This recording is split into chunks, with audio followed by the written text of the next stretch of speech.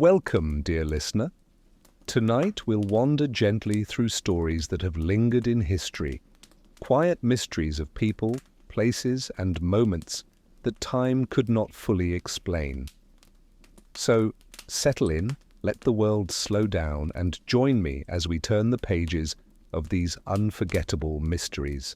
Now we move to a mystery that begins in the cold valleys of Norway, where an unknown woman was found, leaving behind questions that still echo quietly through time. It was late autumn in Norway, 1970. The days were short now, and the air carried the sharp, clean touch of cold. In the hills outside Bergen lay Isdalen Valley, a place known for its steep slopes and silent beauty. The season had already brushed the grass with frost, and the ground sparkled faintly in the pale light. It was a place where silence seemed to stretch on forever, broken only by the occasional call of a bird somewhere in the distance. On one of these chilled mornings, a group of hikers made their way along the narrow path. Their boots pressed into the frozen ground with a steady crunch, one step after another, each sound carrying in the quiet valley. Their breath rose in faint clouds, fading almost instantly in the cold air. They were used to the silence of the outdoors, yet this valley felt different, quieter than usual, as though holding its breath. The hikers walked slowly, letting the stillness sink in. Their scarves were pulled tight against the wind, and their hands tucked deep into gloves. Frost clung to the thin branches of shrubs, and small patches of ice glimmered where water had trickled and frozen overnight. With each step, the earth beneath them gave a crisp, frozen reply. The rhythm of their boots became a gentle song of its own, steady and unhurried. As they moved deeper into the valley, they spoke less and less. The place seemed to invite quiet, as though voices might disturb the natural hush.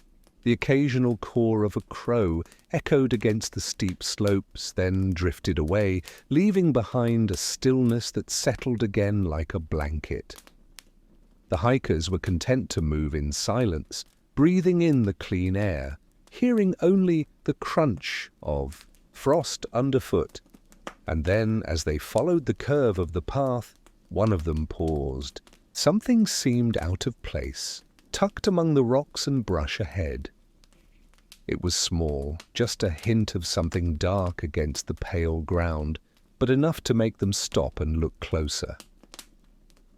"Do you see that?" one of them asked softly, his voice almost hesitant in the silence. The others stopped too, following his gaze. They leaned forward a little, squinting against the weak daylight. It was difficult to tell from this distance, but there was something there, something that did not belong to the natural shapes of the valley. Their footsteps slowed as they approached. The crunch beneath their boots now felt louder, sharper, in the quiet. A faint breeze rustled the frost-covered grass, brushing against their coats. Curiosity stirred gently among them, though none spoke again. Each of them simply felt it, the sense that they were coming upon something unusual, something that had been waiting in this still valley for someone to notice. The first hiker crouched slightly, peering through the thin shrubs. He tilted his head, studying the ground. A shape was clearer now, partly hidden by the frost-tipped plants and scattered stones. It was not the shape of rock or tree, not the ordinary things one expected on a quiet walk.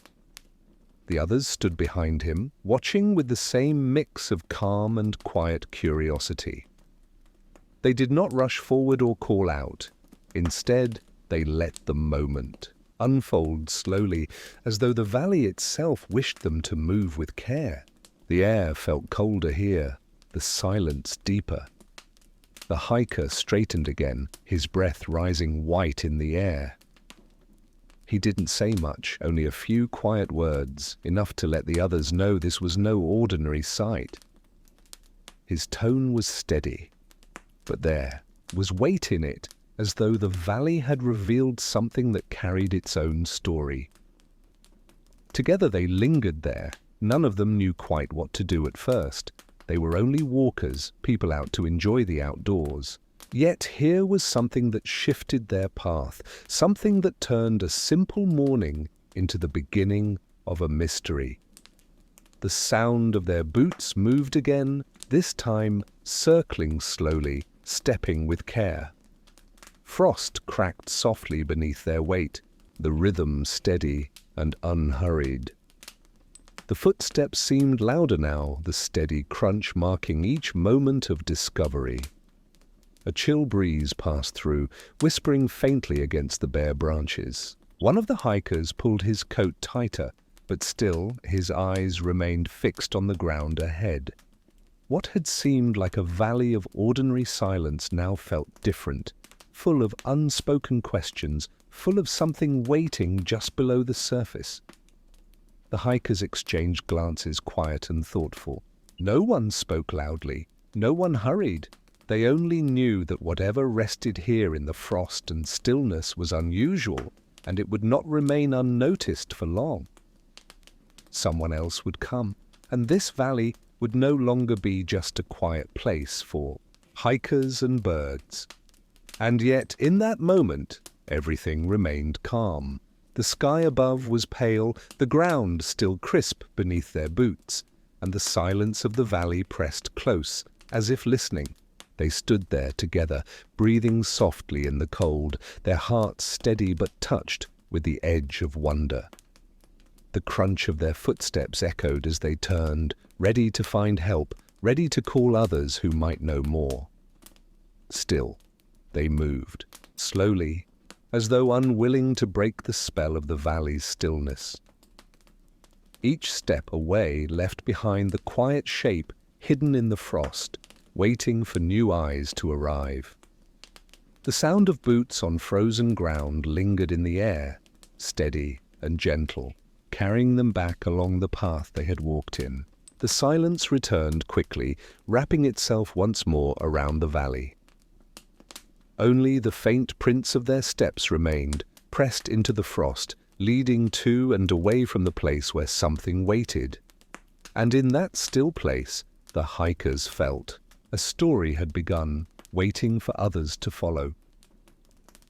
By the afternoon, the quiet valley had drawn others in. Word of the hikers' discovery had traveled, and now the police were making their way along the same frozen paths, their boots pressed into the frost just as the hikers had, leaving new lines of steps across the valley floor. The air was still sharp and cold, and the silence seemed to lean closer as the officers arrived, as though the valley itself were waiting to see what would unfold next. The hikers stood back, watching quietly, as the police spread out with careful movements.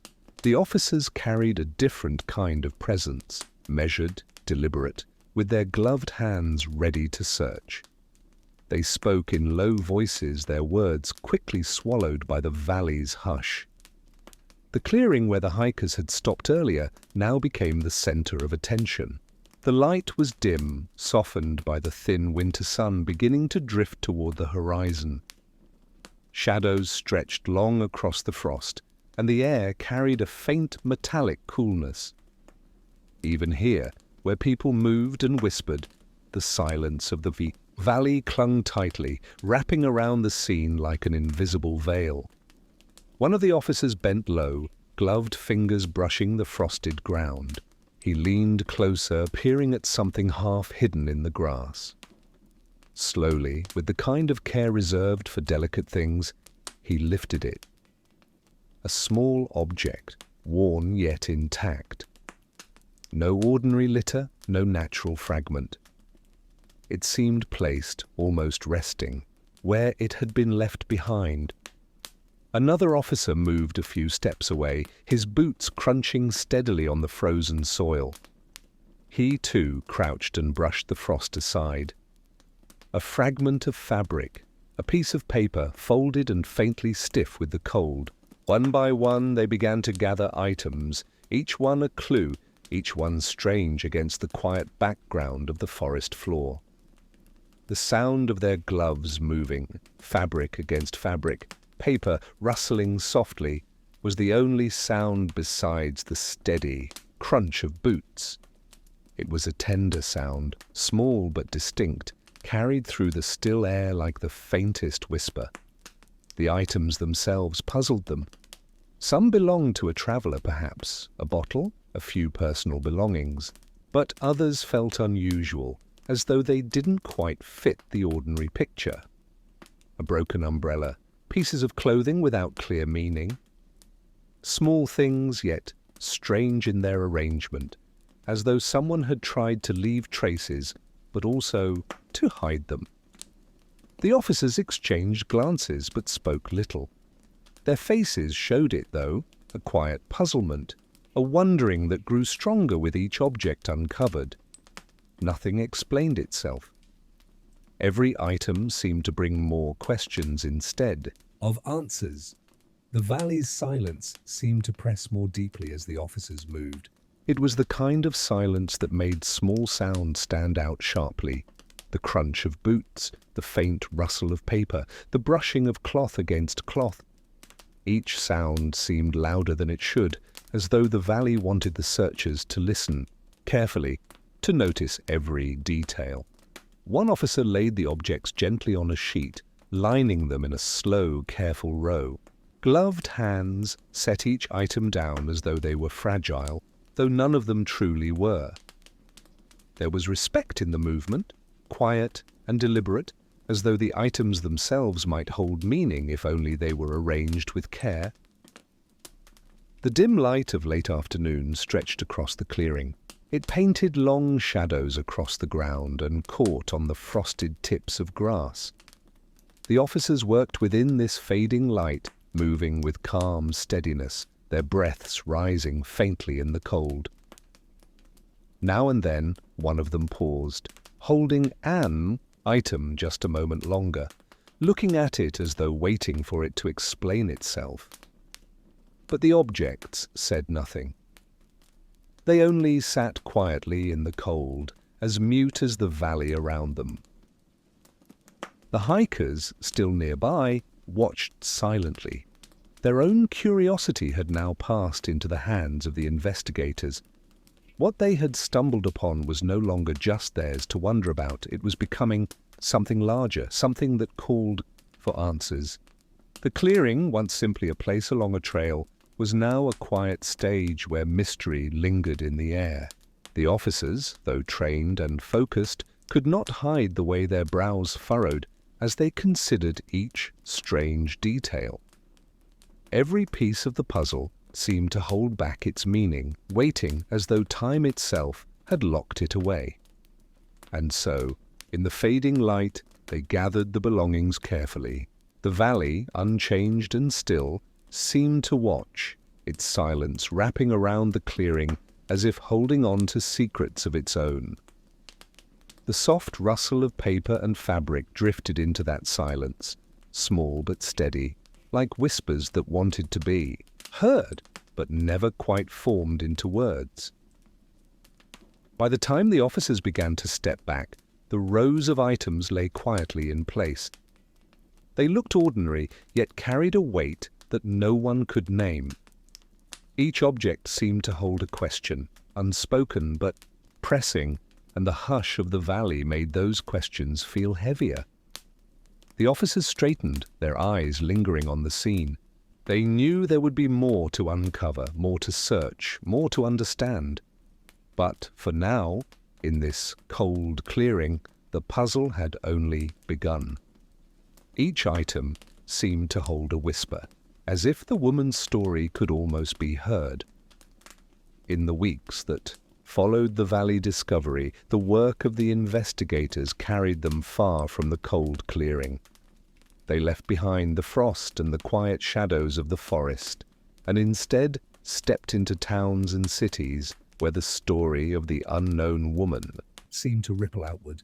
The search grew wider, not through hurried action, but through steady patience, small steps, measured notes, and long hours spent in quiet corners.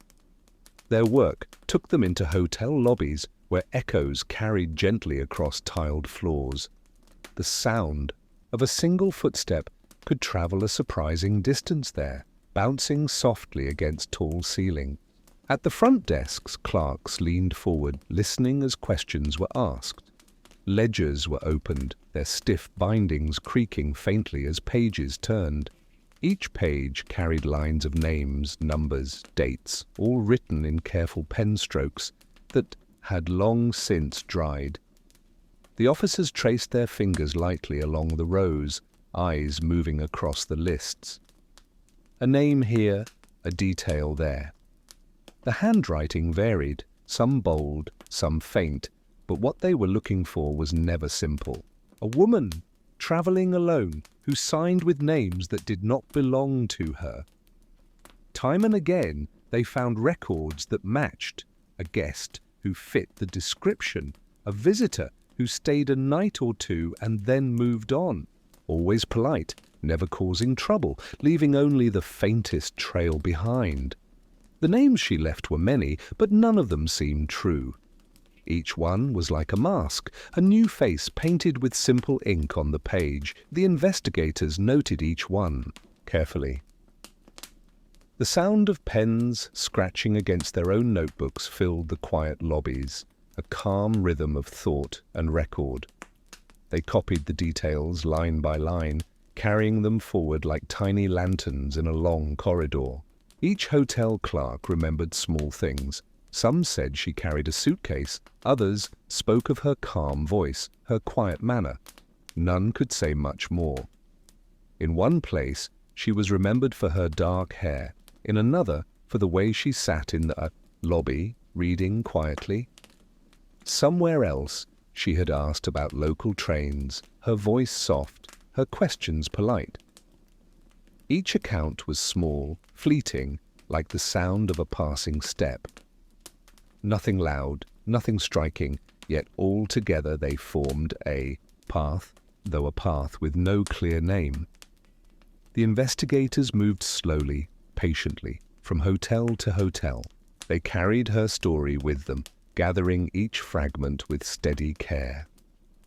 The sound of ledgers being opened, the turning of thick pages, became part of their days. Paper whispered as it moved, each sheet a new chance to uncover something more. The soft turning of pages became their companion, a sound both ordinary and filled with quiet promise. Sometimes, in the dim light of a hotel lobby, one of the officers would pause with a page half-turned, letting it rest beneath his hand. In the stillness, it was as though the woman herself lingered there, just out of sight, hidden between the ink and the paper. Yet always, when the page was fully turned, the trail slipped forward again, leading onward without pause. The records revealed she had stayed under many names. Each false name left its shape on the paper, but none gave away who she truly was. Each new discovery deepened the puzzle rather than solved it. She was everywhere and nowhere at once, appearing in one city and then another, always slipping away, before the questions could catch her. The officers felt the weight of this pattern. It was like following footsteps in soft snow that vanished just as the trail began to grow clear. Each name, each record was real and unreal at the same time. The hotel rooms she had occupied were still there, quiet, empty, ordinary spaces. The beds were remade, the windows looked out on the same streets. Yet the woman who had once stood there was gone, leaving only a trace in ink and memory.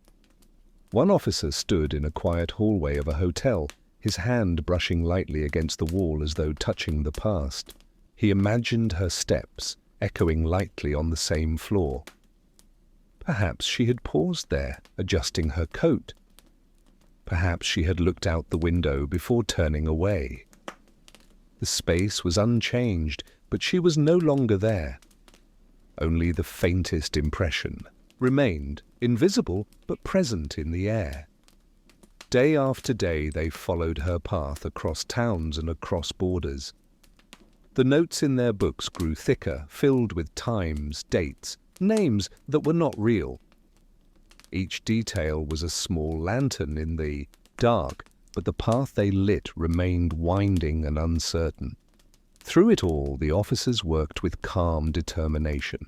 Their voices stayed low, their movements steady. They did not rush, for they knew the trail could vanish if pressed too hard. Instead, they followed with patience, listening to the soft cues, the page turning, the pen scratching, the echo of footsteps in quiet corridors. These sounds became part of the rhythm of their search, steady and almost soothing in their repetition. The more they gathered, the more curious the trail became. It was as though the woman had been moving with purpose, yet her purpose was hidden.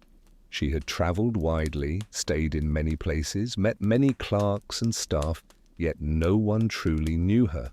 Each trace was faint but intentional, as though she had left just enough to be found and just enough to remain unknown. The officers sat together at the end of long days, spreading out their notes, comparing details. The rustle of paper filled the room as they searched for patterns, some link that would explain the scattered names and places. The papers lay in small stacks like pieces of a puzzle that refused to form its picture.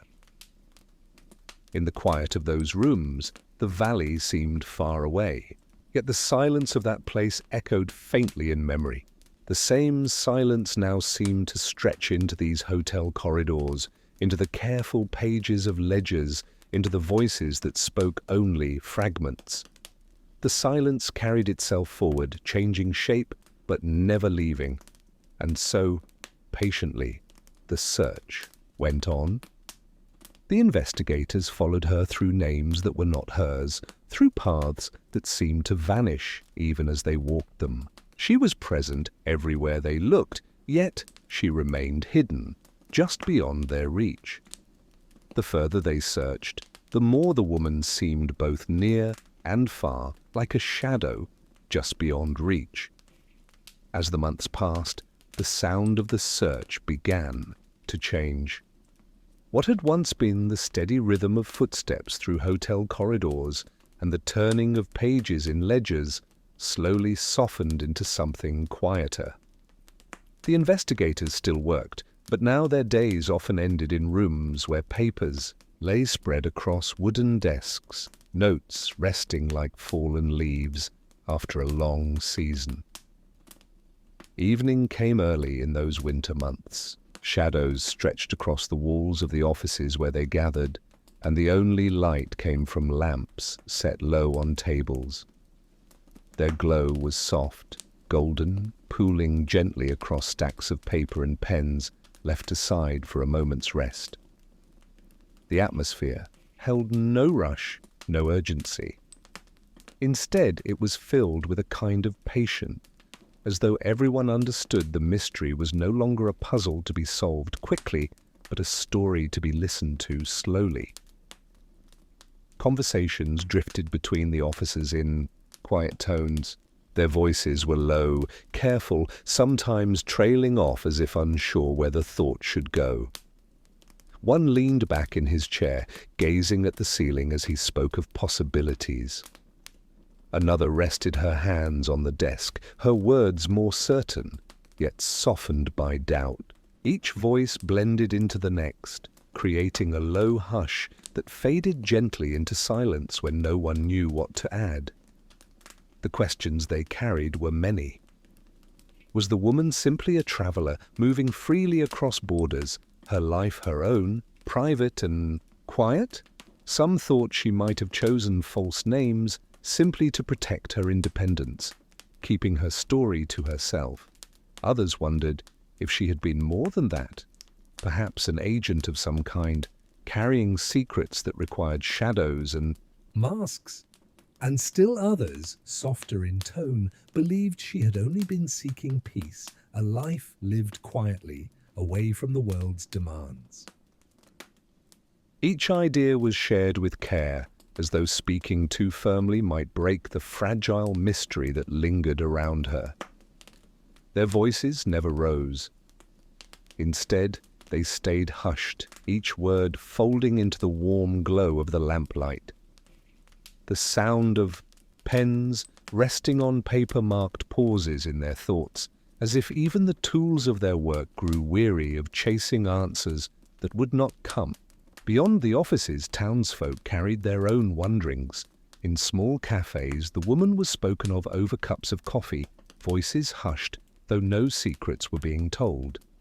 In markets, people asked one another if they had heard anything new, though by then there was rarely anything more to say. The story had moved quietly into their lives, not as a solved case, but as a lingering question that stirred gentle reflection. Some spoke of her belongings, the clothing, the small bottles, the things she carried yet never explained. How could such ordinary items seem so strange? Others returned to the thought of the valley, the frost on the ground, the silence that had surrounded her final moments. What had she thought of, they wondered, in those last hours? Was she afraid? Or was she perhaps at peace? The mystery became something larger than any one answer. It lived in the spaces between people, in their gentle musings, in the way they paused mid-sentence when speaking of her, leaving their thoughts unfinished. She had become both real and distant, her life reaching into theirs not through facts, but through wonder. Inside the offices, the investigators sat quietly with their notes. Sometimes they spread them out across the desk, tracing lines with their eyes, connecting fragments that refused to join. At other times, they left the papers untouched, speaking instead of what the mystery meant to them personally. One officer admitted he thought of her often when walking home in the evening, the cool air carrying a stillness that reminded him of the valley. Another said she sometimes dreamed of the woman, though the face was always blurred, the voice always just out of reach. Their reflections were not spoken with frustration, but with a kind of acceptance. They knew some stories do not close neatly, and some lives remain partly hidden.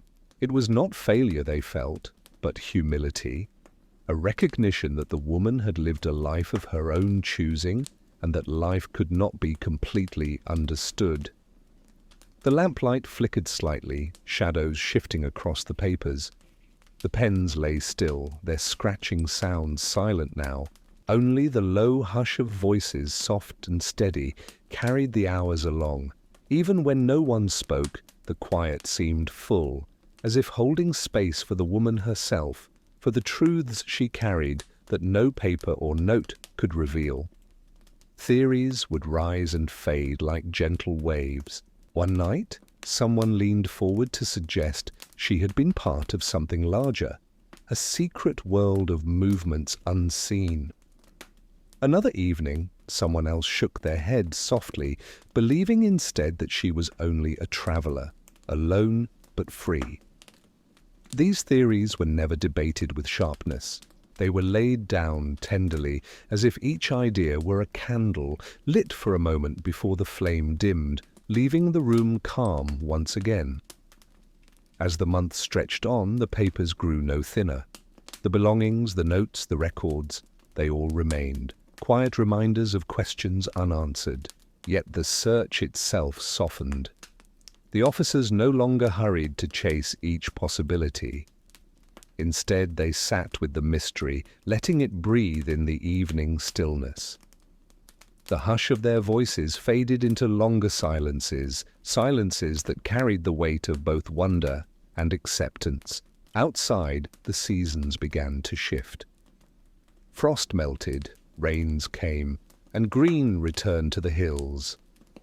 But inside the rooms where the investigators gathered, the story remained steady, unchanged. The woman's name was still unknown, her truth still hidden, and yet her presence was felt in every pause, in every quiet word, in every soft rustle of paper set aside at the end of the day. It was as though she had become part of the silence itself, part of the lamplight, part of the spaces where questions lived.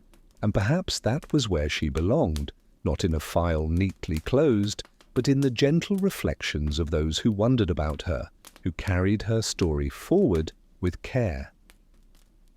In the end, her truth slipped softly into silence, leaving only questions that carried forward.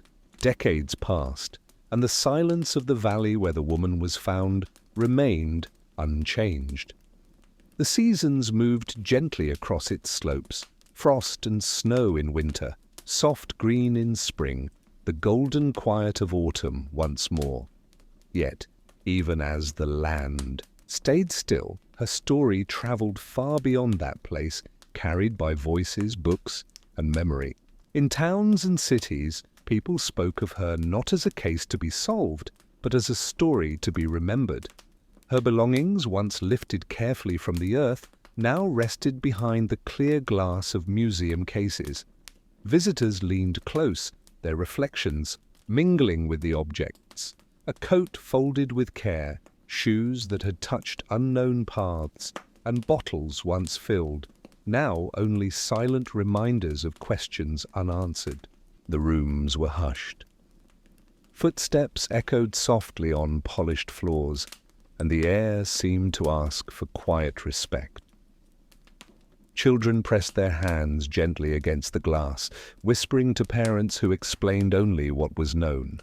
The rest remained unspoken, left to wonder, left to drift gently into imagination. Scholars gave quiet lectures in dim halls, their voices low and steady. They spoke of her movements, of hotel registers signed with false names, of journeys through countries and cities that left only faint traces. Their words did not promise answers. Instead, they carried a kind of calm acknowledgement, an understanding that some lives are written in fragments and that the mystery itself becomes part of the story. Listeners sat in rows, notebooks resting on laps, pens held loosely in hands. Some wrote, others simply listened, letting the soft rhythm of the speaker's voice carry them along. In these spaces, the woman's presence was not one of fear, but of quiet wonder, a reminder that the world holds stories we may never fully know. Far from the museums and lecture halls, the land itself remembered. Along Norway's rocky shore, where waves touched the stone with their timeless hush, the mystery lingered like the sea air, unfading, unhurried. The water's sound was steady, endless, a sleep cue for the heart, reminding all who listened that time moves gently, carrying memories forward without losing them. Fishermen who once heard of her story passed it down, their voices blending with the sound of gulls overhead. Travelers who came upon the tale carried it away with them, telling it softly in other places, far from where it began. The woman's silence had become something shared, stretching beyond borders, living quietly in human imagination.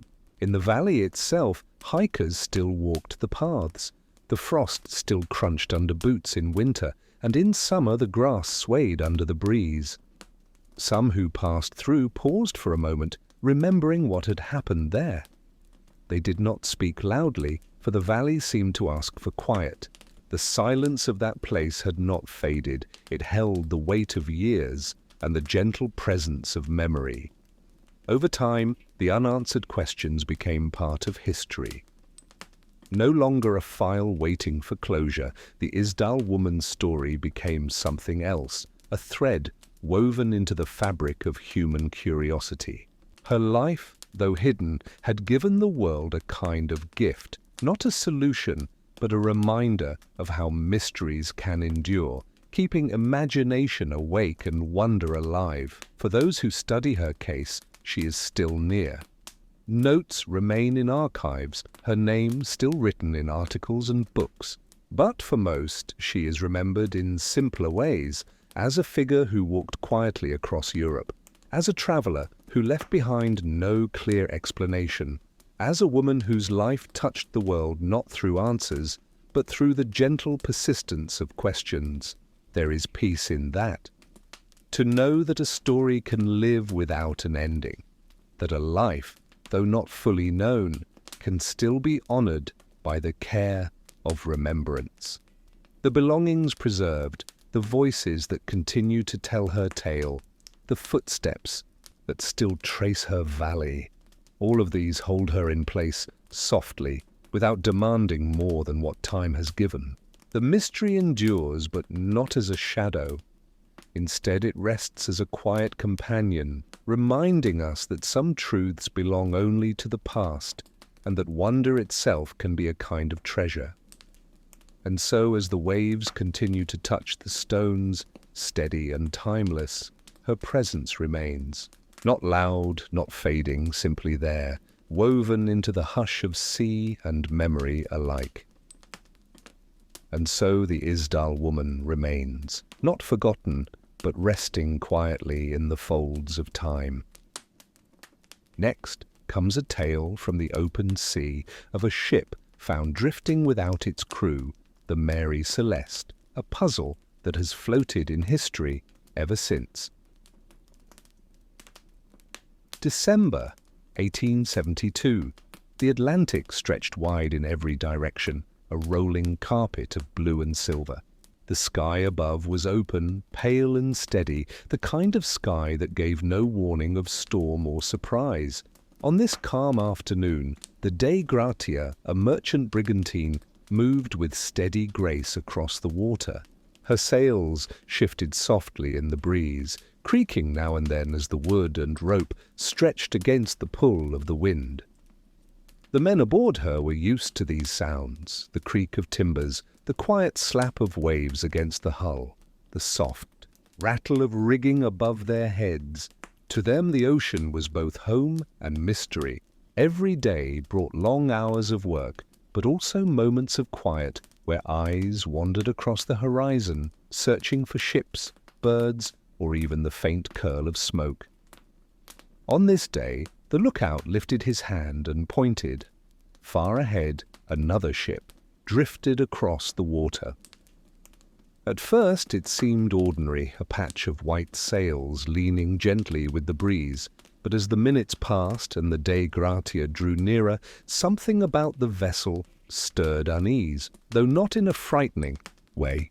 It was the kind of curiosity that makes one tilt their head, wondering if they truly saw what they thought they did. The ship's sails were partly drawn, some loose, some straining, as though no one had tended them for hours. The vessel herself rolled slowly with the waves, her path uneven, guided more by the ocean than by any firm hand on the wheel. The sailors on the Dei Gratia leaned against the rail, eyes fixed, speaking softly among themselves. "Does she not seem off to you?" one asked quietly, his voice nearly carried away by the wind. Another nodded. "Aye, she moves, but not rightly, as though the sea pushes her alone." The captain, Benjamin Briggs, joined them at the rail. He was a calm man, steady in his judgments, not one to leap quickly to conclusion.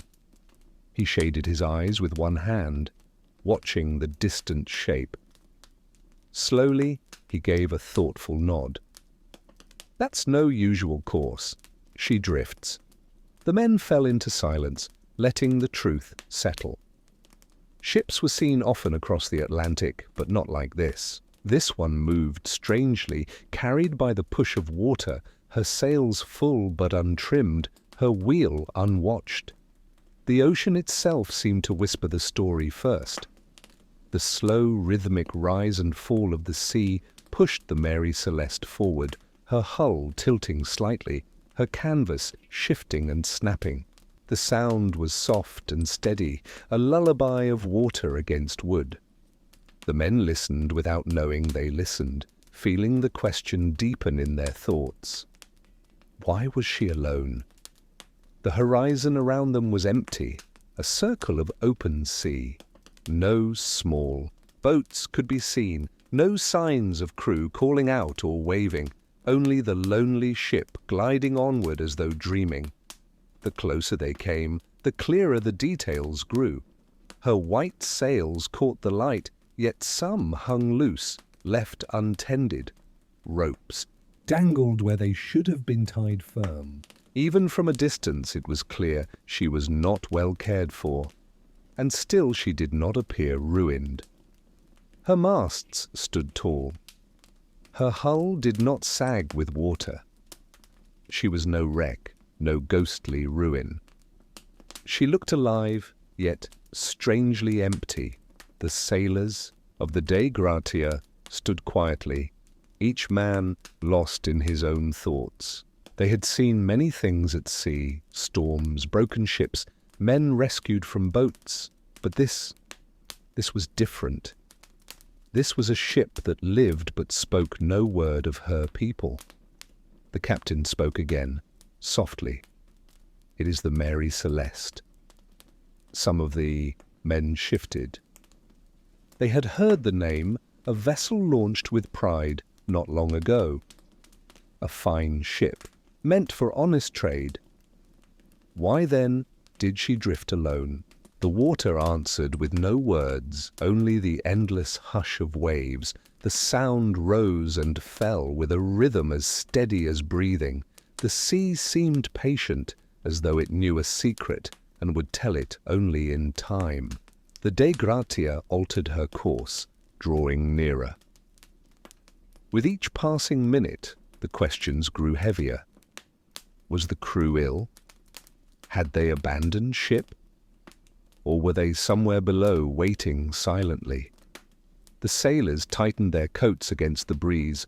Though the day was mild, it was not fear they felt, but wonder.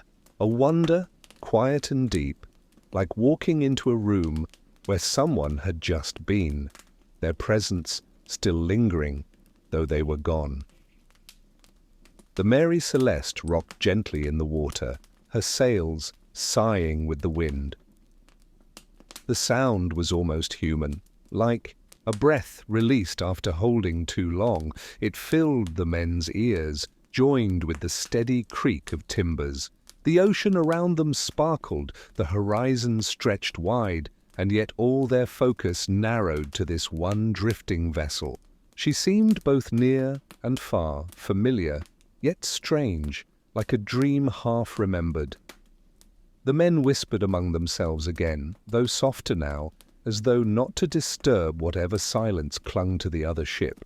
Each word faded quickly, carried off by the sea breeze, leaving more questions than answers. As the two ships drew closer, the Mary Celeste seemed almost to turn, as if acknowledging their approach.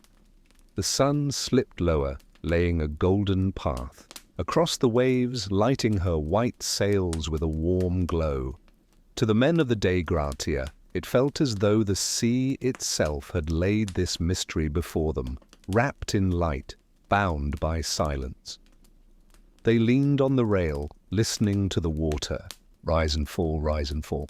The rhythm was soothing, yet every sound only sharpened their curiosity. For what was a ship without her people, a home without voices, a journey without hands to guide it? The captain's gaze stayed fixed. His words were few, spoken almost like a thought more than an order. "We shall go closer still."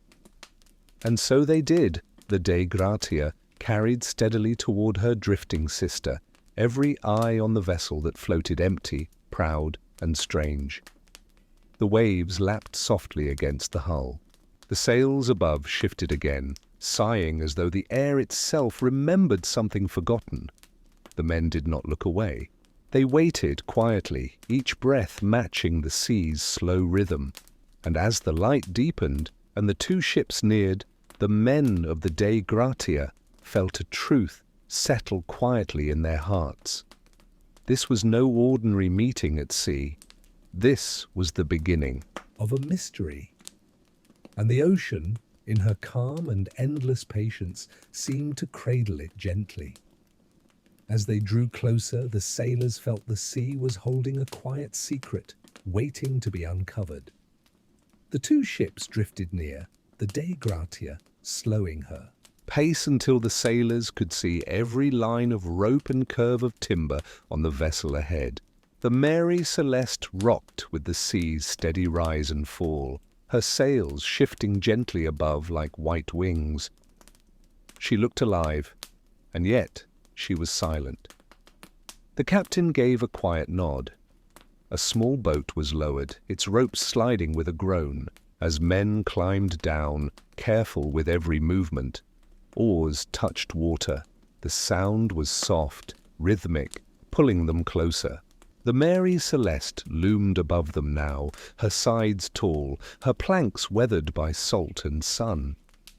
As they drew alongside, the men could hear the low sigh of ropes swaying against the mast, the hollow creak of wood moving with the sea. No voices greeted them. No figure leaned over the rail. She was waiting, still and empty. They tied the small boat, and with careful hands and boots, the sailors climbed the rope ladder one by one until their feet met the deck. The wood beneath them shifted lightly with the swell. A sound rose up at once. The creak of boards under their weight, an old and gentle music that belonged to ships and silence. The men stood still for a moment. The sails towered above, the ropes dangling. The rigging swayed and clinked softly with the motion of wind.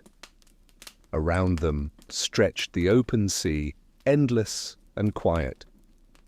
And here, on this deck, not a soul stirred. One sailor spoke, his voice low as though afraid to break something fragile. "She is sound, yet empty." Another shook his head, looking along the planks. "Where is her watch? Where is her crew?" They began to move, their footsteps slow, each board giving a low creak in answer. They passed coiled ropes that had slipped untended, barrels lashed in place, and sails that hung loose from careless ties. Every detail seemed ordinary, and yet out of place without hands to set them right.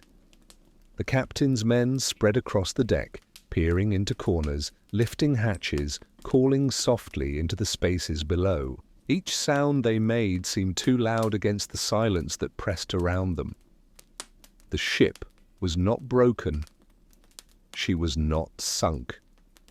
She was simply without her people. They touched the rail, feeling the worn wood warm beneath the sun. They listened to the endless sea around them. The hush of water brushing the hull blended with the groan of timbers, and all the while not a single answer came. The sailors moved toward the companionway, the narrow stair leading below. One reached for the hatch, its hinges giving a long, slow creak that echoed into the stillness. The sound carried through the ship, filling it, then fading into nothing. It felt as though the vessel itself sighed. They stepped down carefully. Wooden planks groaned beneath their weight. The air inside was cooler, shadowed. They found cabins with beds neatly made, tables still set with the small details of life, yet no voices, no footsteps, no sign of the crew who should have lived here. Boots scuffed across the floor. A door swung open, hinges long and slow, creaking, like a whispered question. The men looked in only to find emptiness again. Wonder pressed deeper into their chests. Where had they gone? Why had they left? Above them, the lonely sails rustled softly. Beneath them, the water kept its patient rhythm, rocking the hull. The sounds of the ship, the ropes swaying, the boards creaking, were like the only answers she could give. The sailors exchanged glances. Each face held the same quiet puzzlement, as though they stood in a dream. They had come aboard expecting chaos or damage, perhaps some sign of struggle. Instead, they found neatness, order, and absence. One man bent to touch the boards. His hand pressed against the smooth grain, and the ship creaked again beneath him, soft and low, like the sound of a chair settling after someone has risen. It gave the feeling that people had only just been there, their presence still clinging to the air. But there was nothing. The men walked on, their steps unhurried, each creak of the wood beneath them steady as a heartbeat. They checked cabins, opened lockers, pushed doors wide to let in light. The more they looked, the more the emptiness grew. The Mary Celeste was not broken. She was whole, but she was alone. On the upper deck again, the sailors paused. The wind caught at loose ropes, making them sway, tapping lightly against the mast. A gull cried far off, circling once before drifting away. Still no voices, no faces, no sign of where the crew had gone. The men leaned on the rail, their eyes tracing the horizon. Nothing. Only the sea's wide circle, the rise and fall of waves, the steady glow of sunlight on water. It was as though the people of the Mary Celeste had stepped away into that horizon and never returned. The captain's voice was quiet when he finally spoke. "Strange. She is sound, but she is empty." The men nodded, their boots pressed again. Into the boards, the ship answering each movement with its soft creak, as though reminding them they were not alone, that she was there, still living, though without her family. They moved once more through her corridors and along her rails. Each empty room carried the hush of questions, as though voices had once spoken there and drifted away. The men of the Dei Gratia moved slowly now, their boots sounding softly against the wooden boards of the Mary Celeste. Each step gave a quiet creak, as though the ship herself remembered every movement and whispered it back. The air inside her cabins was cooler than the deck above, touched with the faint damp of salt and sea. They carried no rush with them. Their eyes adjusted to the dim light filtering through narrow windows, strips of brightness falling across tables and walls. What they saw at first glance made them pause. A small table stood against the side of one cabin, and on it rested a cup, half filled. The liquid inside had long since grown stale, but its presence startled them. Someone had once sat here, lifted this cup, perhaps spoken a word, or laughed softly. Now it remained, waiting as though untouched hands would return any moment. One sailor leaned closer, his breath steady, and the quiet rhythm of breathing filled the still room. It was the only sound beside the soft groan of the ship and the sea moving beyond the hull. The moment felt almost alive, almost shared. They moved deeper. In one cabin, a bed lay neatly made, the blanket folded back, as though someone had risen only that morning. Beside it, a trunk stood open. Inside were clothes carefully placed. Boots leaned in the corner. A brush lay on a table, strands of hair caught in its bristles. The men looked at each other, their brows drawn. They left quickly. One murmured, "Too quickly." Another touched the blanket with his hand, as though expecting warmth to remain. It was cool, but not forgotten. In the galley they found food, a pot still set as though waiting to be stirred, a loaf of bread half eaten, plates stacked but not cleared away. These small things spoke of a life interrupted, of hands that had been busy one moment and vanished the next. The smell of salt air slipped even into these spaces, mingling with the fainter scents of bread and wood. It gave the strange impression that the sea itself had crept in to claim what had been left behind. They searched the captain's cabin. Here too they found order and presence. A logbook rested on the desk, open to a page, the ink dry but clear. A pen lay beside it. The last entry showed nothing unusual, simply the record of a voyage continuing. And yet, now the voyage had stopped, the crew gone. One man flipped the pages back slowly. The sound was soft, like whispers. The log spoke of winds, waves, positions, and ordinary duties, but, after the last line, silence remained. The sailors stood in that quiet, the rhythm of their own breathing mingling with the hush of the room. It was a gentle sound, steady, like a reminder that though people had gone, the space still held traces of them. Cabin by cabin, the men found more. Clothing folded in drawers. A child's doll resting on a bunk. Journals with neat handwriting, telling of ordinary days. In every space there was evidence of people, meals eaten, work begun, rest taken, but not one sign of where they had gone. The ship herself was seaworthy, her planks strong, her sails usable. There was no storm damage. No broken mast, no gaping leak. She was a ship meant to sail, still alive, but strangely without her heartbeat of crew. The sailors spoke quietly, their voices hushed, as though in a place of memory. "They left, but why?" one asked, touching the edge of a table. Another shook his head. "And where did they go?" The creak of the ship gave no answer. The sound of the water against the hull only echoed their wonder. They lingered in the cabins, studying the small details. A comb set neatly down, as if just removed from air. A hand, a book, its pages spread, left open mid-sentence. A chair drawn back, as though someone had risen quickly and never returned. Each thing carried the weight of absence, the sense of lives that had once filled these spaces, but were now gone. The ship did not feel deserted. She felt paused, as though her people had stepped away for a moment and were late in coming back. The men of the Dei Gratia returned to the deck, the sunlight bright after the shadows below. The sails above still shifted lazily, the ropes still swayed and tapped.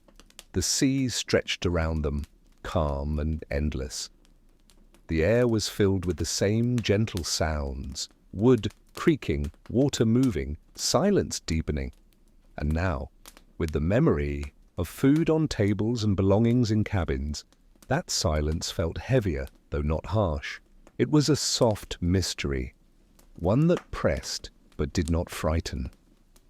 It was like the quiet after voices fade, when the air still remembers them. The sailors stood together, steady in their puzzlement. Curiosity grew among them, calm but unshakable. They had found signs of life everywhere, and yet no life itself. The ship seemed alive with absence, each small sign of life hinting at people just out of reach. The days that followed were calm, the sea stretching wide and blue around the two ships. The Mary Celeste now moved in quiet company with the Dei Gratia, her sails trimmed and her wheel steady, though no rightful crew guided her. The sailors took turns tending her, keeping her close like a silent companion. On the deck at dusk, when the sun softened into gold and pink, men gathered in small groups. Their work was done for the evening, and so their minds returned, again and again, to the mystery they carried. The wind brushed against their faces, tugging lightly at their hair and sleeves, while the steady sea rocked the ships with gentle patience. One sailor leaned on the rail, eyes following the horizon. Could it have been a storm? He wondered, aloud. His voice was quiet, not urgent, as though speaking a thought to the air. A sudden squall, maybe, that made them believe she was sinking. Another, sitting cross-legged with a coil of rope beside him, shook his head slowly. But the ship's sound, no mast broken, no water rushing in. Why leave her when she was still safe? The lantern above them swayed gently, casting warm light that shifted with each small motion of the ship. The glow caught the lines of their faces, softening them. Around the deck, other lanterns flickered in rhythm, answering the night. Later, as darkness deepened, the talks grew softer still. Men sat shoulder to shoulder, their voices lowered, blending into the sound of the sea breeze, the hush of water, the hum of wind through the rigging, and their quiet words wove together into something calm, almost like a lullaby. "Pirates, maybe?" someone suggested. Men who came and carried them off? But another voice, gentle, replied, "If it were pirates, why leave the ship whole? Why leave the belongings, the food, the journals?" Nothing was taken. The group fell quiet for a moment. The sea moved steadily beneath them, lifting and lowering the decks with the same slow rhythm. It was the kind of silence that invited more. Thought, not unease. One man traced his finger along the wood beside him. Perhaps they took to the lifeboat, fearing something. But what could have frightened them so suddenly? The cargo, another suggested. Maybe they feared it was dangerous, spirits leaking, fumes rising. The men nodded thoughtfully. The theory made some sense, but still the question remained. Why so swift? Why all together? Why without return? The lantern above creaked softly on its hook, and their eyes lifted to it for a moment. The flame inside fluttered, but held steady. The night was calm, the stars wide and bright. Nothing around them gave reason for fear, only for wonder. On another evening, the talk turned again. One sailor, younger than most, spoke with a kind of awe in his voice. "Maybe they wanted to start anew," he said, gazing out across the water, "to leave behind ship and duty, to vanish into some unknown place." A few smiled gently at this thought. It seemed less likely, but it carried a soft kind of hope in it, the idea of people walking away from their lives into something different. Their captain, standing near the helm, listened without much word. His gaze remained steady on the Mary Celeste, her sails bright in moonlight, her decks still and waiting. He too carried questions, but like the others, he found no answer. The mystery held them all, binding their thoughts with threads invisible but strong. Nights passed like this, conversations low and measured, theories given and considered, none proving more right than another. The hush of voices blended with the sea breeze, each word carried off into the dark, as if the ocean itself gathered them, keeping the secret close. In the quiet hours before dawn, when most slept, and only a few kept watch, the same feeling remained. The Mary Celeste glided beside them, a ship with a story half told. The creak of her wood, the shift of her ropes, the simple presence of her sails, all of it whispered of people who had once been there and were now gone. No shouts, no alarms, no signs of struggle, only lives paused and vanished. The sailors spoke of it less in daylight, but always it waited, ready to return when the stars came out and the lanterns swung once more. And so the theories grew, yet none gave peace. Storms, pirates, dangers unseen, choices unspoken, all were possible, none complete. The sea had taken their answers, leaving only questions adrift. As the ship sailed on, the mystery of the Mary Celeste seemed to travel with them, unspoken, yet ever present. Years passed, and the ocean rolled on as it always does, steady, timeless, never hurried. The Mary Celeste found her way into ports and records, and from there into the minds of those who wondered. The sailors who once stepped across her empty decks told their story, and that story was carried forward, repeated in quiet voices, then written into books. In time, the details rested on library shelves where pages waited to be turned. A reader seated at a wooden desk might open a book and meet the tale once again. The ink on the page held the memory, telling of the drifting ship, the empty cabins, the food left waiting as though someone would soon return, the hush of the library surrounded the words, broken only by the turning of paper and the soft breath of a curious reader. And beyond the walls of libraries, the stories settled into museums. Glass cases displayed the tools of sailing, maps curled and marked, journals with faded handwriting. Though the Mary Celeste herself was gone to time, her presence lived in these objects. People walked slowly past, pausing to look, their reflections glimmering faintly on the glass. They leaned close, not expecting an answer, only feeling the nearness of lives once lived at sea. Outside, the ocean was never far. Waves touched the shore in their endless rhythm, just as they had in 1872 and just as they always will. The sound was steady, the timeless hush of water meeting sand, whispering a story that had no end. Those who remembered the Mary Celeste sometimes found that the sea itself felt different, carrying echoes of that drifting ship, her lonely sails once bright, against the horizon. In homes far from the coast, the mystery lingered too. Families gathered by firelight, children listening as elders retold the tale. The voices were gentle, unhurried, carrying curiosity without fear. Eyes grew wide with wonder, then heavy with sleep, as the mystery of the vanished crew folded softly into dreams.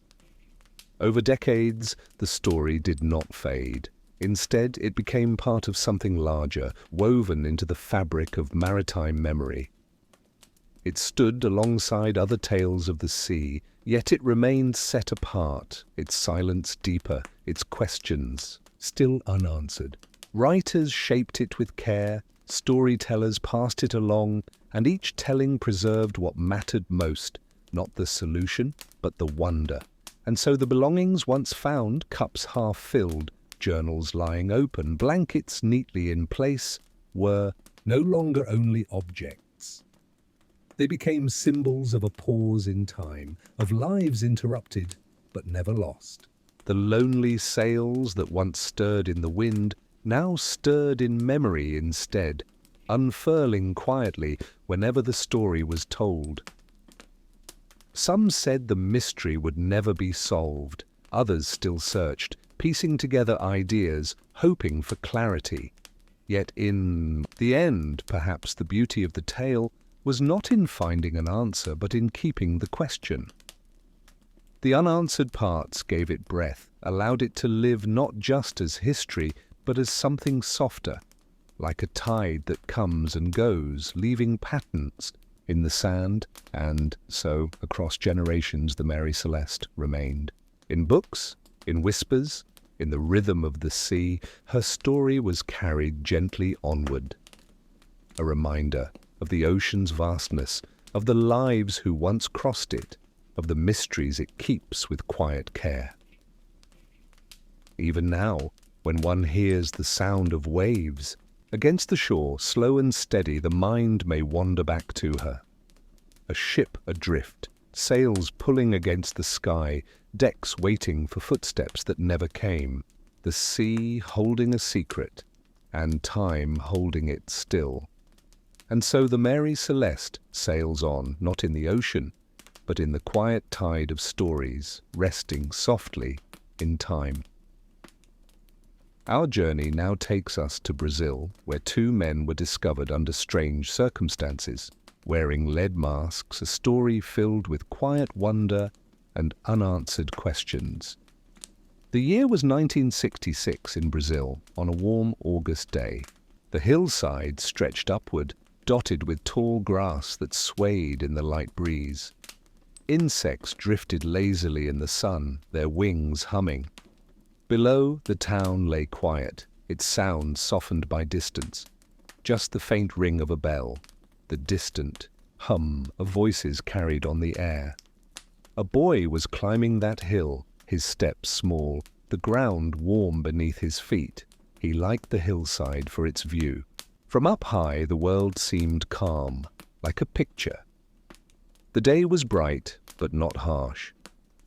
The warmth pressed gently on his shoulders, and the soft buzz of insects filled the spaces where no words were spoken. As he moved higher through the grasses that brushed his arms, the boy noticed something unusual. At first, it seemed like shapes in the sun, two figures lying quietly on the ground.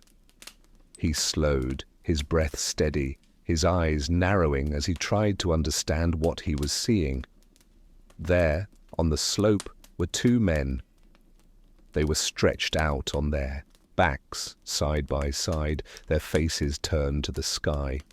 Their suits looked neat, dark against the pale grass.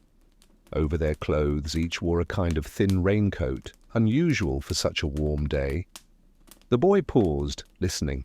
The hillside was still. No voices came from the men. No sound of movement. Only the steady buzz of insects close to the earth. The closer he stepped, the more details he began to see.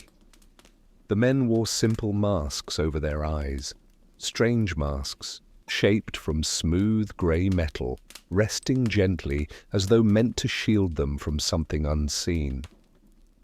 Next to one of them lay a small notebook, its cover bent slightly, as if opened and closed many times.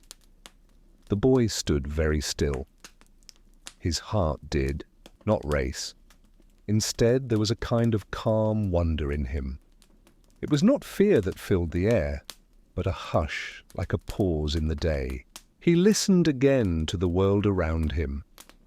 The hum of the hillside insects, the grass swaying gently, the faint murmur of the town far below. He bent slightly, peering more closely without drawing too near. The men looked peaceful, their faces quiet, their hands resting by their sides. There was no sign of struggle, no broken earth around them, no hurried tracks leading away. Just the hillside, the grass, the sunlight, and the stillness. The boy glanced at the masks again. They caught the sun in a faint gleam, and he wondered what they were for. Not the masks of festivals he had sometimes seen in town, nor the kind used for work.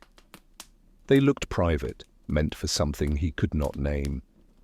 Then his gaze fell again on the small notebook, lying not far from a hand. The wind lifted one edge, flipping a page with a whisper, like someone sighing. Words were written there, though he could not read them from where he stood. The sight of it, the fact of it, made him feel the quiet weight of mystery. The hillside seemed larger now, filled not only with grass and sunlight, but with questions that hovered in the still air. The boy knew he should tell someone. This was not an ordinary thing to find on a climb. So he turned, slowly, taking in one last look at the men, at the masks, at the notebook resting close by. As he moved back down the slope, the hum of insects followed him, steady and calm. Each step pressed softly into the earth, leaving small marks that would fade by evening. He carried with him the image of the two men lying side by side, silent beneath the wide sky. When he reached the lower paths, he called out, his voice breaking into the quiet. Others came, curious and careful, making their way upward. The boy pointed, his words simple, his tone steady. Soon more footsteps pressed into the hillside. Neighbors, then officials, climbing carefully through the grass. The buzz of insects continued, unbothered, as though nothing unusual had happened. But for the people gathering, the air felt changed. They too paused when they saw the two men. They stood in a small circle of silence, looking at the masks, the neat suits, the notebook touched by the breeze. Whispers began, voices lowered by the weight of the scene. The sun dipped slightly, shadows stretching longer over the slope. The hillside held it all in quiet stillness, the warm air, the tall grass, the simple details that seemed at once ordinary and strange. And so the mystery began, not with answers, but with the hush of wonder. As people gathered to look more closely, the details of the scene quietly began to unfold. The boys' call had carried down the slope, and soon people began to arrive. First came neighbors, climbing carefully through the grass, their sandals brushing against the stems, their footsteps muffled by the earth. Then a little later, officials and police, their uniforms dark against the summer light. The hillside that had been quiet, now filled with voices, though spoken softly, as if no one wished to disturb the silence that lingered around the two men. The boy stepped back, standing, among the others now, his eyes wide but calm. He listened as the grown men whispered, as questions began to ripple through the small crowd. Everyone's attention was drawn to the still figures on the ground, lying side by side, their dark suits and raincoats strangely out of place in the warmth of the day. The suits were neat, as if they had been chosen with care. The raincoats lay smooth, buttoned, though the sun was bright and the air carried no hint of storm. The observers tilted their heads, puzzled. The clothing did not match the hillside, nor the weather, nor the ordinary rhythm of life in the town. Below, then their eyes moved upward to the men's faces. There, glinting in the sunlight, were the simple masks. Shaped of dull grey metal, they sat gently over the eyes, covering nothing else. The masks seemed both plain and strange at once, the kind of object one could not place, neither a tool of work, nor a costume of play. They were heavy-looking, yet worn lightly, as though meant for some quiet purpose, unseen. The people spoke in low tones. One man bent slightly, peering closer, but even as he did not reach out. No one touched the masks. The air itself seemed to hold them back, as if the objects asked to be regarded only from a distance. The sunlight struck the metal, and a faint gleam ran across the curves like water rippling over stone. Beside one of the men, just where his hand rested, lay a small notebook. Its cover was plain, the edges softened from use. The breeze stirred, and the paper inside shifted with a gentle rustle, as if the notebook were breathing along with the hillside. A page lifted, then fell back again, the faintest sound like someone turning in sleep. The officials crouched near, careful and deliberate. One reached out to steady the notebook, pressing it flat against the grass. His hand lingered only a moment, and then he opened it. The pages inside were filled with notes written in a quick, neat hand. Short lines, simple instructions, some words underlined, but the meaning was unclear. The crowd leaned closer, yet no one understood what they were seeing. The breeze played again, lifting another corner of a page. That sound, the faint rustle of paper, seemed to echo in everyone's ears. Gentle, steady, almost calming, even as their minds turned over questions. Why the masks? Why the suits and coats? Why here, on this hillside above the town, where the grass grew tall and the insects hummed lazily in the sun? The men looked untouched by struggle. There were no signs of a fight, no torn ground, no scattered belongings. Only the quiet order of their appearance, as if they had lain down with intent, their possessions arranged just so. The officials began to note each detail. They measured the position of the bodies, the distance between them. They wrote down the presence of the masks, the raincoats, the suits, They copied words from the notebook into their own records, pausing often, their brows furrowed in thought. But the puzzle only deepened. The townspeople, gathered in a gentle half-circle around the scene, whispered among themselves. Their voices were low, carrying a hush of curiosity rather than alarm. Some guessed at illness, though the men's stillness did not look like sickness. Others wondered if they had come from far away, dressed for a different place, a different kind of weather. No answer seemed to fit, and so their words floated off into the air, blending with the sound of the hillside. The boy, standing slightly behind, let his eyes wander once more to the masks. They caught his gaze and held it. He thought they looked almost like shields protecting the men from something the rest of them could not see. He did not know why this thought came, but it stayed with him quietly. As the afternoon went on, more people climbed the slope to look. Some brought water, some carried notebooks of their own. The grass bent under so many steps, but still the hill held its quiet. The sun began to lower, and the light turned softer, the glint on the masks less sharp, the edges of the scene gentler in shadow. The police spoke with care, noting each item. They spoke of the notebook again and again, passing it between hands, pointing to the short phrases written there. But the words, even read aloud, gave no clear explanation. They seemed like fragments, pieces of a larger plan known only to the two men who could no longer explain. The people grew thoughtful, their questions turning inward. Some gazed back down at the town, its rooftops glowing in the late sun, its streets unaware of what had been found above. Others kept their eyes fixed on the hillside as if the grass itself might give an answer. But all that came was the steady hum of insects and the gentle rustle of the turning pages when the breeze shifted.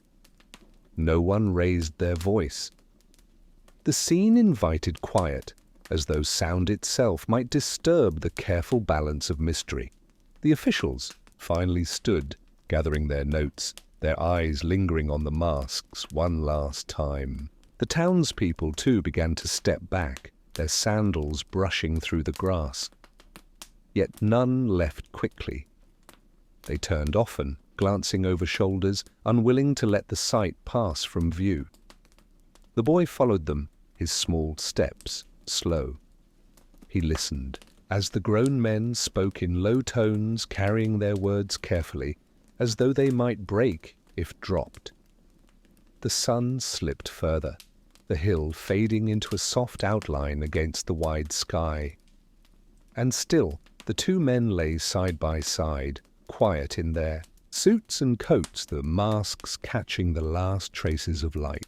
The notebook rested between them, its pages calm now, closed against the evening breeze. That night, in the town below, the story began to pass from voice to voice. People spoke in kitchens, in doorways, in the glow of lantern light. Their words were thoughtful, their tone hushed. The hillside had given no answers, only details to wonder over, the masks, the coats, the notebook, the stillness. And so, as the day turned gently into night, the mystery lingered in every thought. In the days that followed, people began to wonder not only how the men had died, but why they had come here at all. In the days that followed the discovery, investigators began to move gently backward in time. They retraced the steps of the two men, gathering small pieces from those who had seen them, from receipts, from faint memories of simple encounters. Slowly, as though turning pages in a fragile book, the story of their final journey began to take shape. It started in their own town, quiet streets lined with familiar shops and neighbors who nodded as they passed. On one such day, the men walked together down a narrow lane, their shoes tapping softly against the stone. They carried themselves with purpose, though their expressions were calm, not hurried. Their eyes met briefly now and again, a silent understanding moving between them. They entered a small shop where the air smelled faintly of paper and dust. The shopkeeper remembered the visit well. The men had asked for materials, among them the very items that would later be found upon the hillside. Coins slid across the counter with a gentle clink, small circles of metal exchanging hands. The sound was ordinary, yet it carried a quiet weight, as if the moment mattered more than anyone knew at the time. The shop itself was simple. A single lamp glowed above, casting soft light onto wooden shelves. The men spoke politely, their voices low and even. They did not linger. With their parcel wrapped and tucked carefully away, they stepped once more into the street, the door closing gently, behind them with a creak. The shopkeeper thought nothing of it then, only that the men had seemed calm, as though following a plan already set in their minds. Later they were seen boarding a bus. The vehicle hummed to life, its engine steady, a deep and constant sound. That filled the space between thoughts. The men sat together by the window, the parcel resting at their side. The seats were worn from years of travel, the fabric smooth where countless passengers had leaned. Outside, the road stretched long and straight, leading away from their familiar town and toward the unknown. The bus moved slowly at first, then settled into its rhythm. The hum of the engine became almost soothing, like a low song that did not need words. Fields passed by, dotted with trees that swayed gently in the breeze. Small houses appeared, then faded again into open land. The men sat quietly, their gazes forward, their hands resting calmly. They spoke little, yet there was no sense of unease between them, only quiet determination, as though the road itself were carrying them where they needed to go. The passengers around them shifted in their seats, some speaking in hushed tones, others watching the scenery slip past the window. The two men remained, still. Now and then one of them adjusted the parcel, making sure it was safe, as if it held something important. The paper crinkled softly, then settled again. The steady hum of the bus filled the hours, wrapping the travellers in its rhythm. The men leaned back, letting their shoulders rest against the seat. The journey seemed neither long nor short, only steady, measured by the turn of the wheels on the road and the quiet vibration through the floor beneath their feet. At last, the bus climbed gently upward, the landscape beginning to change. The hills grew nearer, their outlines rising against the sky.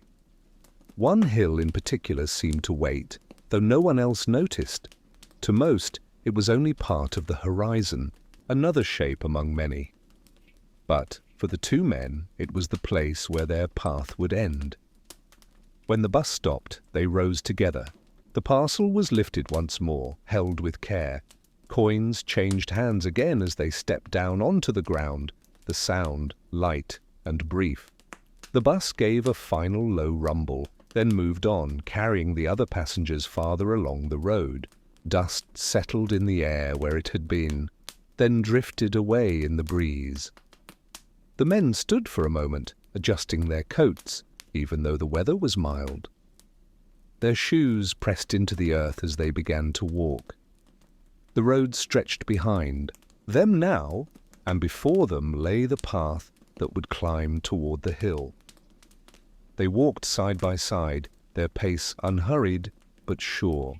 The town was far behind, the bus a memory fading into the distance. All that remained was the quiet of their steps and the faint sounds of the countryside around them, the call of a bird, the whisper of grass brushing in the wind. The parcel was opened at some point along the way, its contents checked, then closed again. Their hands moved gently, careful not to disturb what they carried. Among the items were the masks, simple and grey, their surface catching the light in a muted way. The men regarded them with calm familiarity, as though they had been part of the plan all along. Then the masks were wrapped once more, carried forward without a word. The path rose slowly, leading them nearer to the place where they would rest. The hill stood quiet, waiting, its grass tall, its air warm. From below the town could still be seen, its sounds faint and far. But here the world felt apart, a space where time moved differently, slower, quieter. The men did not waver.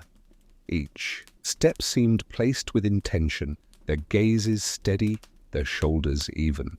Though no one could know their thoughts, their movements carried a sense of calm purpose, as though they understood fully what they were doing, even if the reason was hidden from all others. By the time the sun tilted toward afternoon, they had reached the hillside. The grass brushed against their legs as they climbed, the ground soft beneath their feet. The air grew still, filled with nothing but the faint hum of insects and the whisper of the breeze. They paused only once, setting the parcel down upon a stone. One of them opened the notebook, flipping to a page already marked. His finger traced a line of writing, lips moving silently as though reading to himself. The other man nodded once, a small, calm gesture. The notebook was closed, returned carefully to its place. Together they continued upward until they found the spot they had chosen. The hillside stretched gently around them, the view opening wide across the land below. It was a quiet place, neither hidden nor exposed, simply part of the world, waiting. Here their journey ended. Whatever thoughts they carried, they did not speak aloud. Their footsteps had been traced, their actions observed, but the reason remained locked inside, like a thought left unspoken. In the weeks that followed, the hillside became a place spoken of often, though few went there. Life in the town returned to its steady rhythm, streets filled with footsteps, market stalls humming with voices, children running past doorways. But in the quiet moments, the memory of the two men lingered like a gentle echo. Neighbors gathered, in the evenings when the day's work was done and the air had cooled. Chairs were drawn closer, cups of coffee set carefully onto wooden tables, their surfaces damp with tiny rings of condensation. Lanterns flickered, casting a soft golden glow that danced along the walls. It was in these small gatherings that people spoke, not with urgency, but with wonder, as though searching for meaning in the spaces left behind. The masks were often mentioned, simple lead, shaped to fit the face, lying so strangely beside the men. Some said perhaps they had been used for protection, part of an experiment to shield the eyes from something unseen. Others thought of beliefs, rituals, ideas carried quietly in their hearts. The notebook was remembered too, its brief instructions, stirring questions that had no clear answers. The conversations were gentle, no one raised their voice.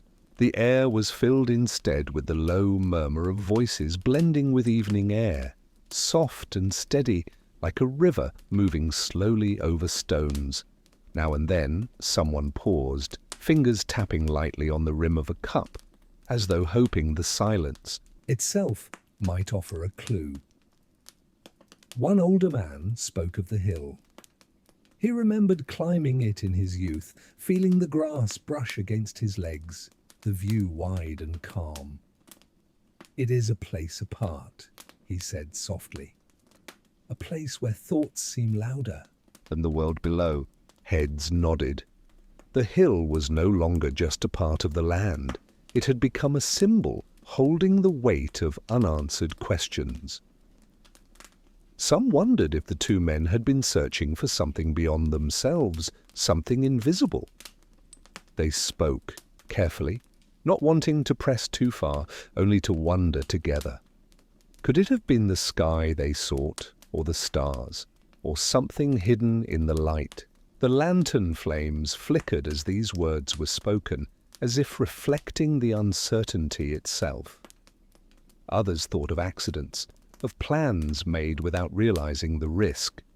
Perhaps the masks, the coats, the journey, perhaps it had been part of an idea not fully understood.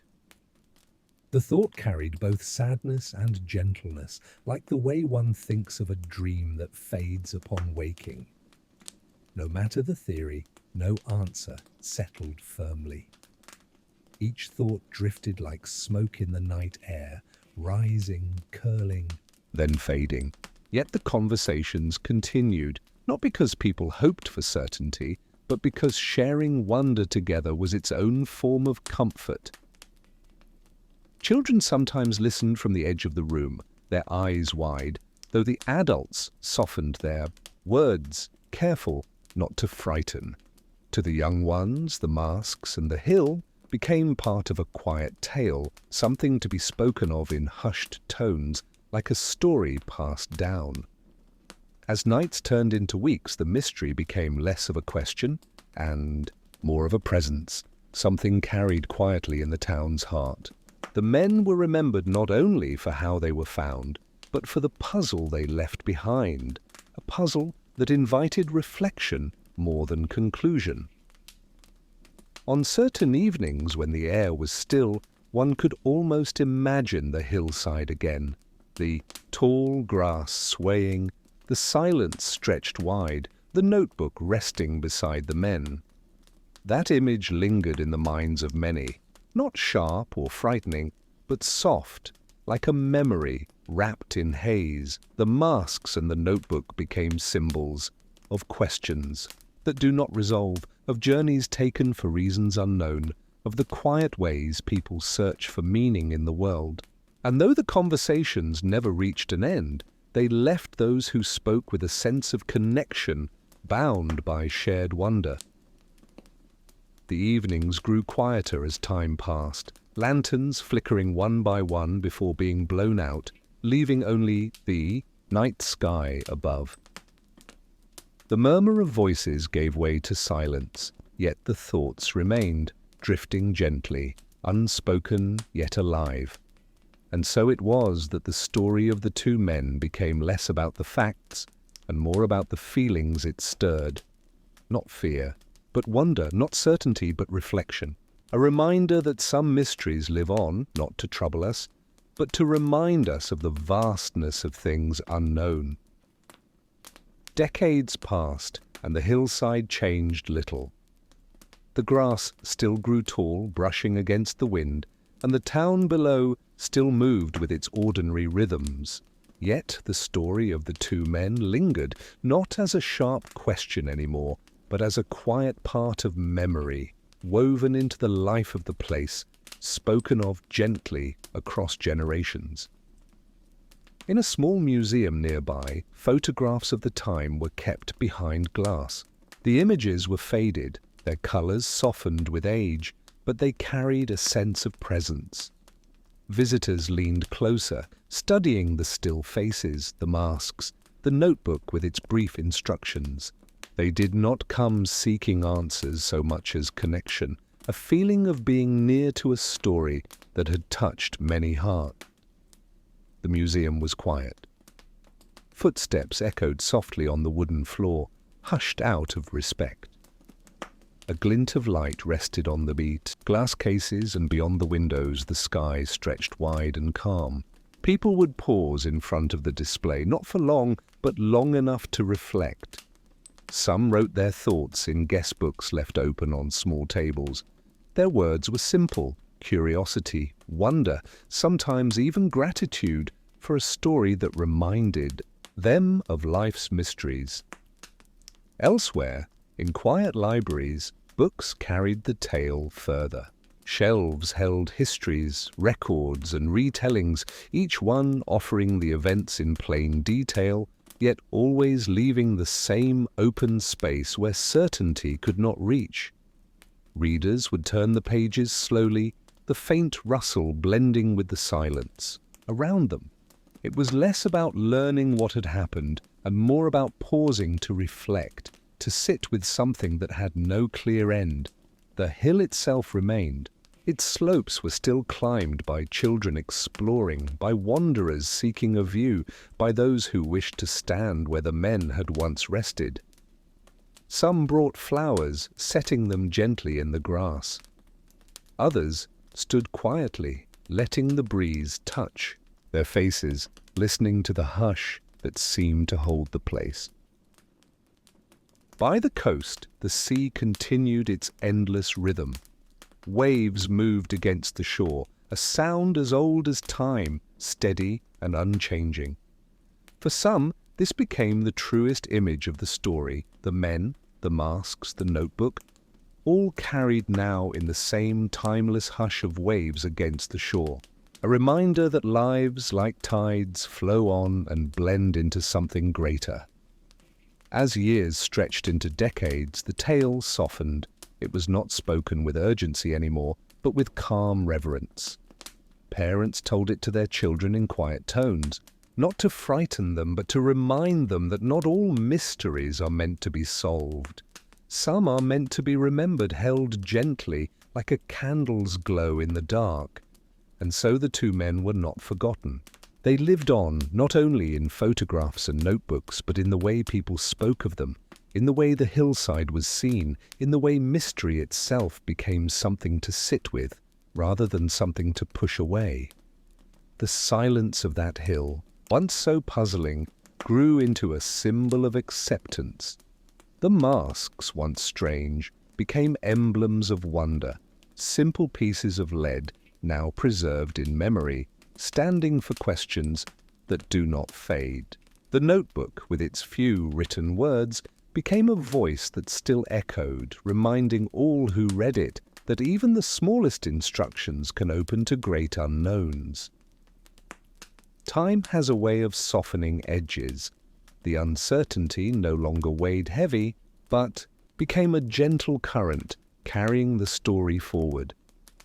Just as the sea smoothed stones, the years smoothed the tale, leaving behind something clear and calm. The men whose last journey had ended on that hillside were no longer seen only through the mystery of their deaths. They were remembered as seekers, as travelers who had walked with quiet determination. Their purpose was never fully known, but their story remained, a story that touched imagination, that stirred reflection, that rested in the shared memory of all who heard it. And so, across the museum halls, the library shelves, the voices of families and the quiet hillside, the story endured. It was not a burden, but a presence. Not a puzzle to frustrate, but a gentle reminder of how life, in all its wonder, holds spaces we cannot fully explain. In the end, the men rested not just where they were found, but in the hearts of those who remembered them. And with each telling, each visit, each quiet thought, they continued their journey, not across land, but across time. The waves moved still, whispering along the coast, timeless and steady. The hillside waited in silence, unchanged. And in these places the memory of the men lingered, soft and enduring. And finally, we arrive at a tender and haunting mystery, the boy in the box, remembered as America's unknown child, whose story has touched countless hearts. The winter afternoon lay quiet over the edge of Philadelphia, the kind of quiet that carries itself across empty fields and bare woods. The air was cold, still, and thin, the kind that filled the lungs with a crisp bite, but not enough warmth. A man walked along the narrow road, his coat pulled close, his steps slow and steady. Each foot pressed into the frozen earth, breaking the silence with the soft crunch of footsteps on frozen ground. He was used to walking this road. It curved along woods and open patches where the weeds stood dry and brittle. There was no rush in his movement. The sky was a pale grey, and the thin sun struggled to shine through. The hush of the winter woods pressed in on either side, a quiet that seemed deeper than usual, as though it was holding its breath. As he walked, something caught his eye among the weeds. It was not the color of the trees or the usual litter that sometimes gathered along the edge of the road. It was a box, plain, cardboard, resting a little off the shoulder, half hidden in brush. At first it looked ordinary, as though someone had tossed it aside, but its shape seemed strange against the dry grass, too square, too deliberate. He slowed, footsteps crunching faintly in the frost, the sound carrying softly in the cold air. His curiosity stirred. Why would a box be set here, in this lonely place? He took a few careful steps closer, the hush of the woods around him growing deeper with each movement. The box was worn and weathered, edges bent slightly inward. A faint tear ran down one side. It seemed to have been sitting there for some time, though the cold had preserved its shape. The man leaned closer, tilting his head. He expected perhaps old cloth or discarded belongings. But as he looked inside, his breath caught. There, lying still within the box, was a boy. The child was small, perhaps 6 years old, with delicate features softened by the pale winter light. His hair was neatly cut, short against his forehead, as though someone had cared for him not long ago. His eyes were closed, his body was wrapped in a thin blanket, and his face was turned gently to one side, peaceful and quiet, as if he might only be resting. The man stepped back, a ripple of unease moving through him. His breath came slower now, the air colder in his chest. Yet alongside the unease was something else, a hush of wonder, the tender weight of a moment that felt larger than himself. The boy looked fragile, untouched by the world around him, as though the woods had been keeping him safe in silence. The winter air pressed close. The bare trees stood still, their branches thin and reaching. The weeds bent lightly in the faintest breeze. And the boy, in his small box, lay as though waiting for someone to find him. The man stood quietly for a long moment, unsure what to do. His steps had led him here by chance, yet now he felt the pull of something more. This was no ordinary discovery, no forgotten thing left behind. This was a life, small and precious, found in the most unlikely of places. He leaned closer once more, studying the boy's face. There was a gentleness to his features, a softness that made the man's chest ache. Though the boy was silent, it was as though he carried a quiet story within him, a story that could not yet be told. The man looked around. The woods remained hushed, the air still. No sound but his own breathing, and the steady crunch of his boots as he shifted his weight. The road stretched empty in both directions, no one else nearby, only the vast quiet of winter. It was as though the world itself had paused to hold this moment, waiting for it to be noticed. Kneeling now, the man touched the edge of the box with careful fingers. The cardboard bent slightly under his hand, rough and damp from the season. He pulled the blanket closer over the boy, a simple, instinctive act. The fabric was worn, yet soft, carrying with it the faint memory of warmth once given. For a while he stayed there, listening to the silence.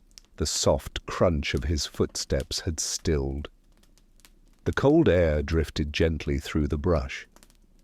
In that pause it felt as if the boy was no longer alone, no longer hidden. Someone had come and someone had seen. At last the man rose, his breath misting in the air. He knew he could not keep this to himself. Others would need to come, to see, to understand.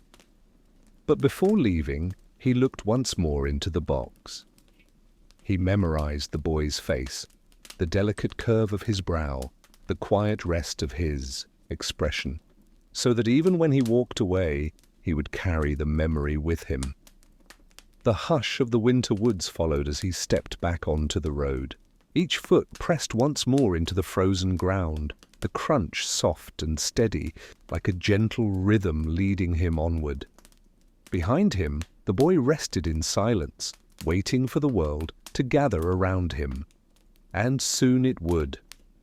As word spread, more people came to see what had been found, each bringing their own quiet questions. The quiet of the woods did not stay quiet for long. Word of the discovery travelled quickly, carried in soft exchanges between neighbours, then along the road, and finally into the small town itself. Before evening had fully arrived, cars began to roll slowly up the narrow lane, their tyres pressing gently over frozen earth. The stillness of the winter afternoon was now touched by the faint sound of engines settling, doors closing, and voices speaking low. The man who had first found the box stood a little apart, his breath misting in the air.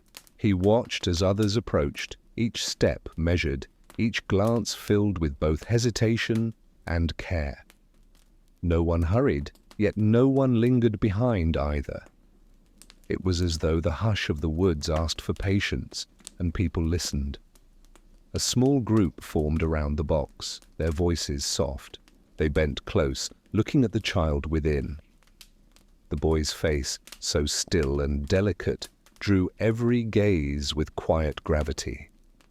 Some placed their hands over their mouths, others lowered their eyes for a moment before gently lifting them again. The boy seemed to hold their attention without needing a word. Someone pulled the blanket back a little, careful not to disturb it. The fabric was thin, but it had once been folded with purpose, tucked close around the child. It spoke silently of care, even here in this strange place. A woman murmured that the boy's hair was neatly cut, short and even, as though he had been cared for not long ago. A man nodded, pointing to his fingernails, trimmed smooth. The details gathered quietly, like threads forming a picture, though no one could yet see what it would be. A notebook appeared, its pages fresh and white against the grey of the day. One of the authorities, a man in a heavy coat, bent down to begin writing. His pencil moved carefully, scratching softly as he noted each detail. The sound of graphite against paper joined the low murmur of voices, blending gently with the still air. Every small observation was recorded: the blanket, the haircut, the child's features, the position in the box. Nothing seemed too small to notice. The boy's face remained calm, peaceful, though now seen by many eyes.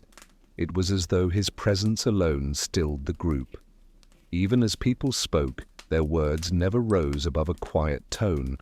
The woods, once filled only with the crunch of a single man's footsteps, now carried the low murmur of voices blending in the winter air. Cars kept arriving, one after another, though never quickly. Each arrival brought another soft gathering of people, stepping gently across the frozen ground, leaning in with care. A kind of rhythm grew, the sound of engines fading, doors shutting, shoes brushing over the weeds, then voices folding into the hush.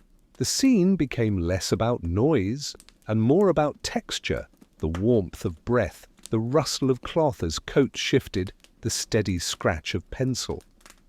The boy rested through it all, untouched, as though the world around him moved slowly in circles, while he remained at the center. His small form in the box seemed both fragile and steady, and those who looked upon him felt a quiet pull, an ache that was neither sharp nor fleeting, but deep and enduring. As the afternoon deepened, the air grew colder still. People wrapped their coats tighter, rubbing their hands together for warmth, but they did not leave. Something held them here, a sense that the boy deserved more than passing glances, more than hurried questions. He deserved presence. He deserved to be seen. Someone whispered that perhaps he had come from far away. Another wondered if his family knew, or if they would ever know. The questions hung softly in the air, not demanding answers, only resting among the group like shared thoughts. The woods listened. The boy's face offered no reply. The man with the notebook paused, lifting his eyes from the page. He looked at the boy for a long while, then gently closed the cover of the book. His breath came out slowly, and his hand lingered on the worn cardboard edge of the box, a small gesture of respect. Around him, the others fell quiet too, their voices fading until only the faint rustle of winter branches remained. For a moment, all was still again, as it had been when only one man walked the road. The difference was that now many hearts carried the same weight, the same soft concern. What had been one pair of eyes was now dozens, each holding the same picture, each feeling the same quiet pull. Evening touched the horizon. The grey sky deepened, and the last pale light slipped behind the trees.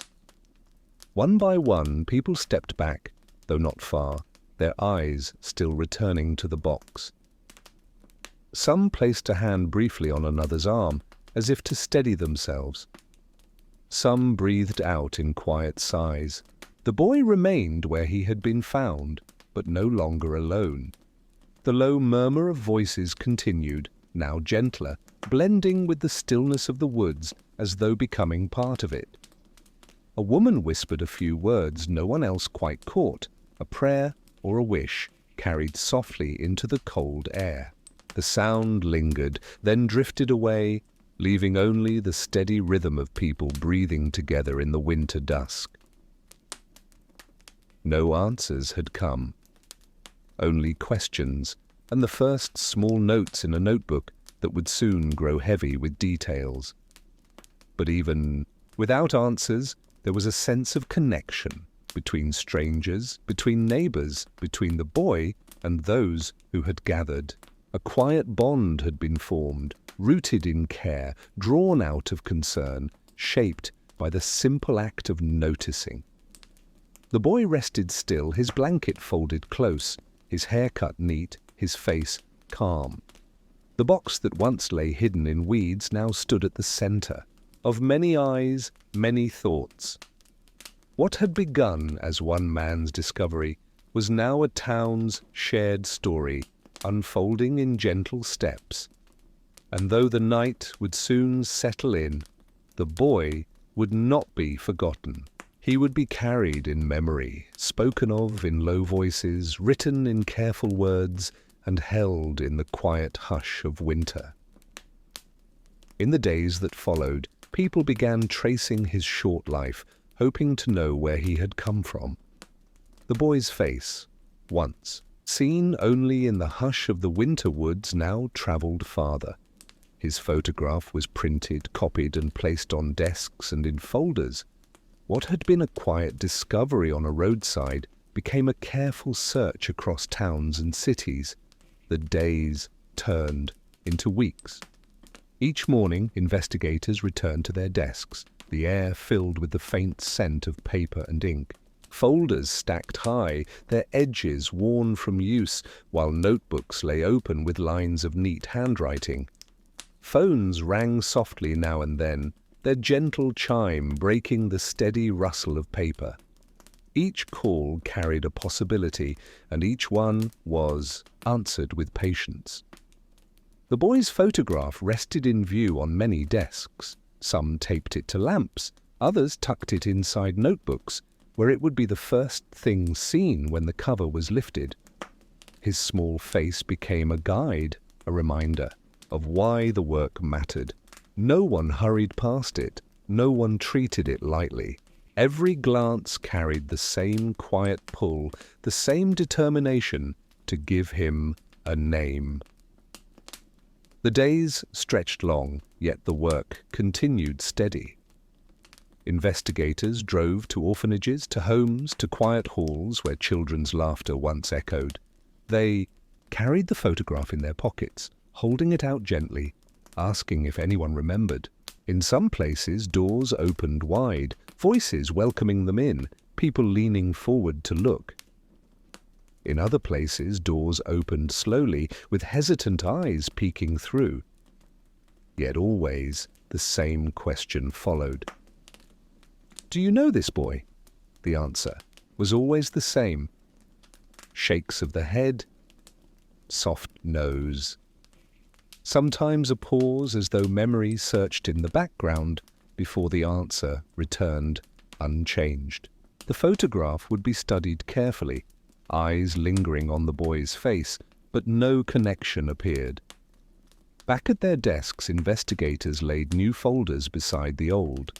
Reports of missing children were compared, each one studied line by line, checked against details of the boy's hair, his age, his small frame. Pages turned steadily, one after another, late into the night. Lamps glowed softly across the room, their yellow light spilling over the desks, warming the otherwise cool air. The turning of pages became a rhythm, quiet and constant, like waves on a shore.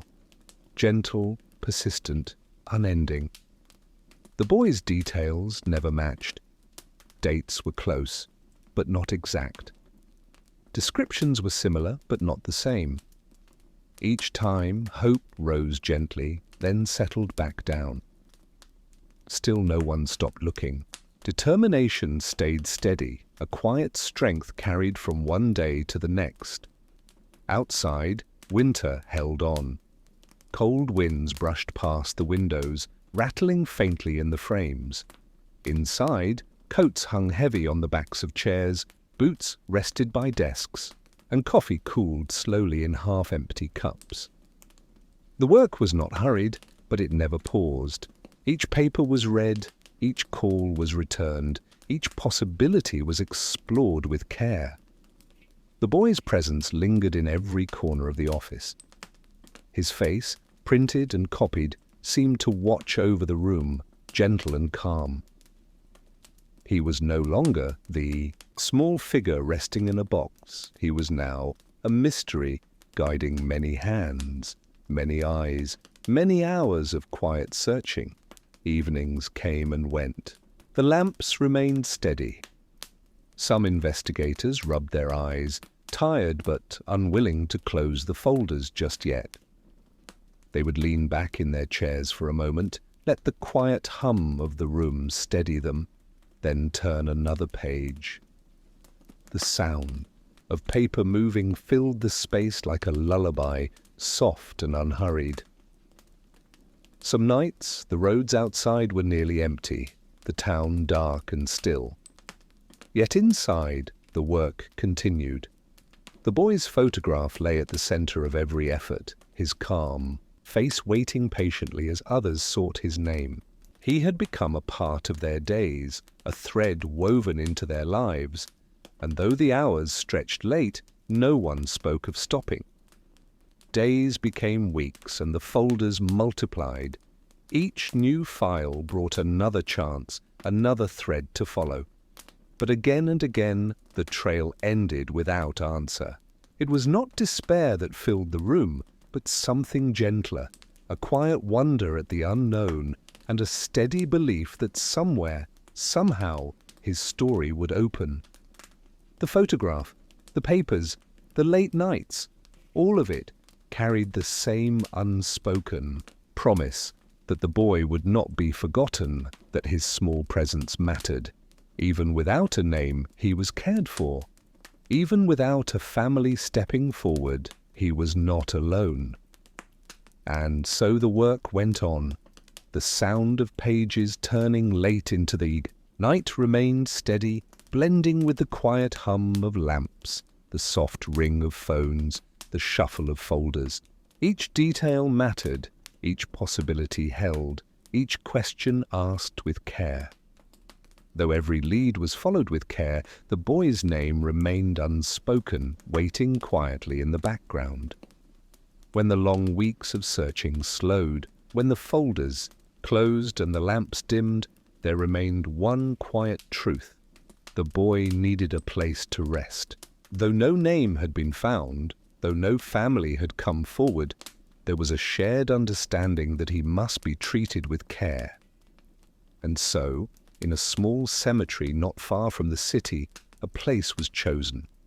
The ground was soft, the grass gently bending in the breeze. A coffin was prepared, not large, but steady and respectful. He was laid to rest with the same patience that had filled the search, every hand moving gently, every voice lowered. There was no family gathered, no line of relatives to stand by. But he was not alone. Those who had searched for him, who had held his photograph in their hands, came to stand together in the hush of the cemetery. Their coats shifted in the cold wind, their breaths rising like clouds in the winter air. The boy's face was known to them all. Some carried his photograph folded neatly in their pockets. Others had seen it in newspapers, on office desks, or taped gently to lamps. To each person, he was more than a mystery. He was a child whose story had reached them, quietly but deeply. A priest said a few words. They were soft and simple, words of rest and peace. Around him, the grass whispered with the steady hush of the wind. The small coffin was lowered, and the earth closed gently above it. Flowers were placed one by one, hands lingering for a moment before letting go. White lilies, soft roses, and sprigs of evergreen rested on the mound of soil, bright. Against the winter grey, though the service was quiet, it carried weight. The silence of the woods where he was found had followed here, changed but still present. Where once there had been the crunch of frozen footsteps, now there was the hush of wind through the grass. Where once there had been the hidden box, now there was a marked place in the earth, a space where anyone could come and stand, and people did come. Days later, and then months later, strangers returned. Some brought flowers, some left small toys, others whispered prayers under their breath. They did not know his name, yet they felt a connection. A child deserved to be remembered, and so they remembered him. Over the years, the cemetery became a place of quiet visits. Mothers would come with their children, kneeling to brush the grass from the stone. Retired workers would pause in their walks, leaning on canes, leaving behind single blooms of wildflowers. Students would come after reading about him, standing in silence, their eyes soft with thought. Candles appeared in the evenings, glowing against the dark. On anniversaries, the flicker of flame would shine across the grass, steady even in the wind. Each small light carried the same message, that the boy was not forgotten. The seasons turned. Spring brought bright blooms. Summer filled the air with warm breezes. Autumn left a blanket of golden leaves across the ground. In winter, snow softened the hill, covering his resting place in a white stillness that mirrored the day he was found. Visitors continued to come. They touched the headstone, traced the words, and whispered their hopes that somewhere the boy's spirit felt the love that gathered here. Though decades passed, his presence remained steady. The quiet place where he lay became part of the community's story. Sometimes flowers were left without a name attached. Other times, notes were tucked gently into the grass. The words written inside spoke of care, of sadness, of hope. People wrote as if speaking to him directly. You are not forgotten. You are loved. Sleep peacefully. Through these gestures, the boy became more than an unsolved mystery. He became a reminder of compassion, of how strangers could carry the memory of someone they had never known. His face, once a photograph on a desk, became a lasting image in hearts and minds. The hush of the cemetery carried the story forward. Each time the wind moved through the grass, it seemed to echo the same quiet promise, that kindness endures, that memory lingers. Years grew into decades. New generations heard of the boy, of the day he was found, and of the people who cared for him. Parents told their children, teachers spoke to their students, and visitors shared the story with friends. The memory passed gently, like a candle flame carried from one hand to another, glowing softly, never extinguished. And through it all, the boy rested, his small place in the earth, holding the weight of care. Though the search for his name continued, elsewhere, here his story lived in a different way. Not in files and folders, but in flowers, in prayers, in quiet footsteps across the grass. The cemetery became more than a place of rest. It became a place of kindness, a reminder that even in mystery, love could be given freely. Every visit, every flower, every whispered word kept the boy close.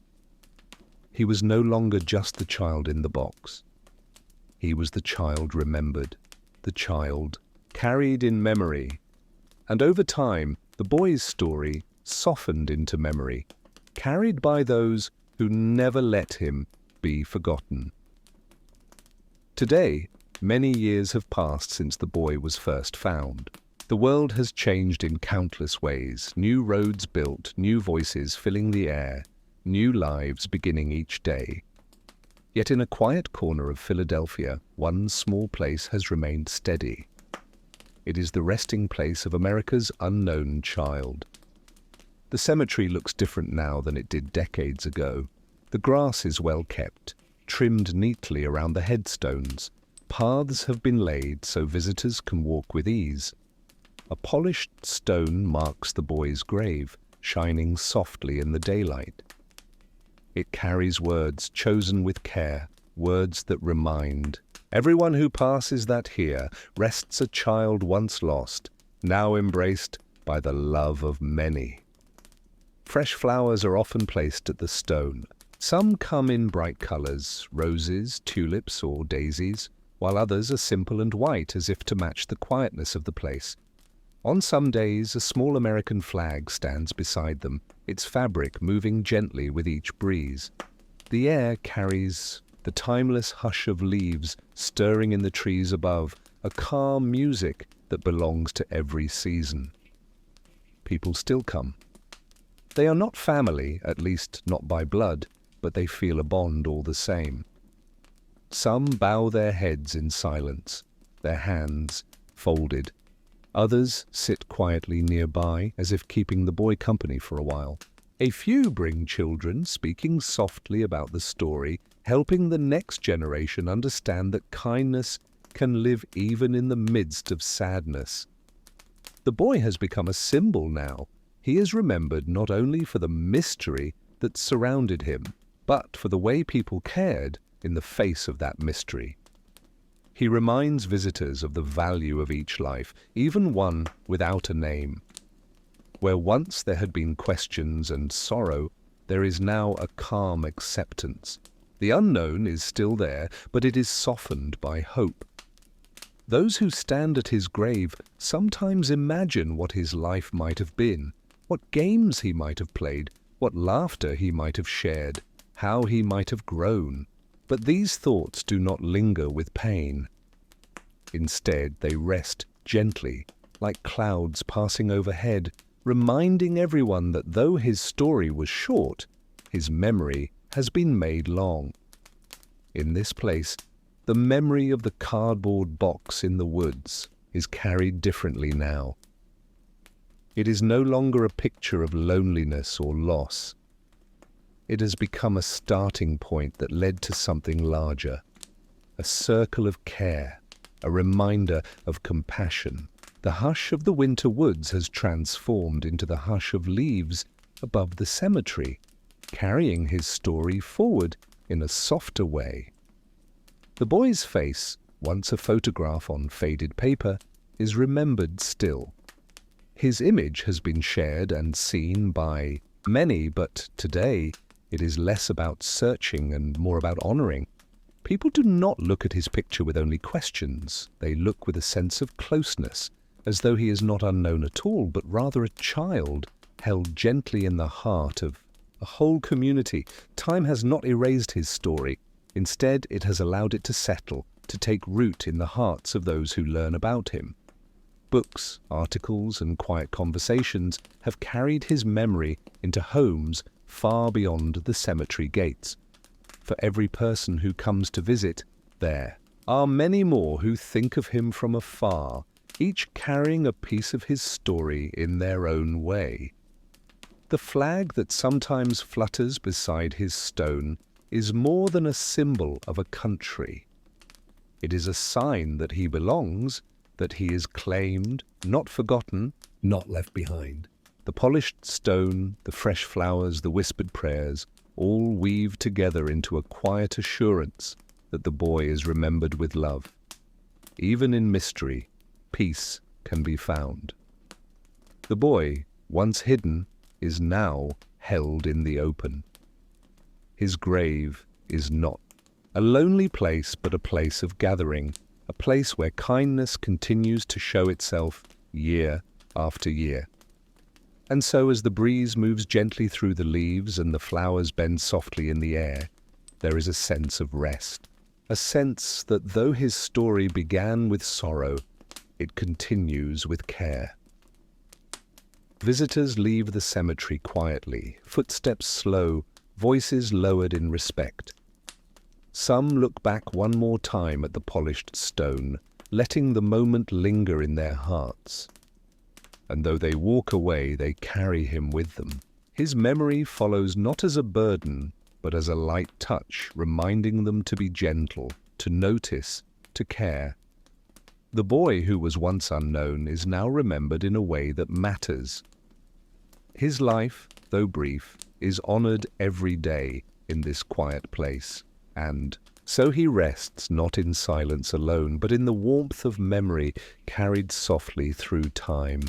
And so our journey comes to a close.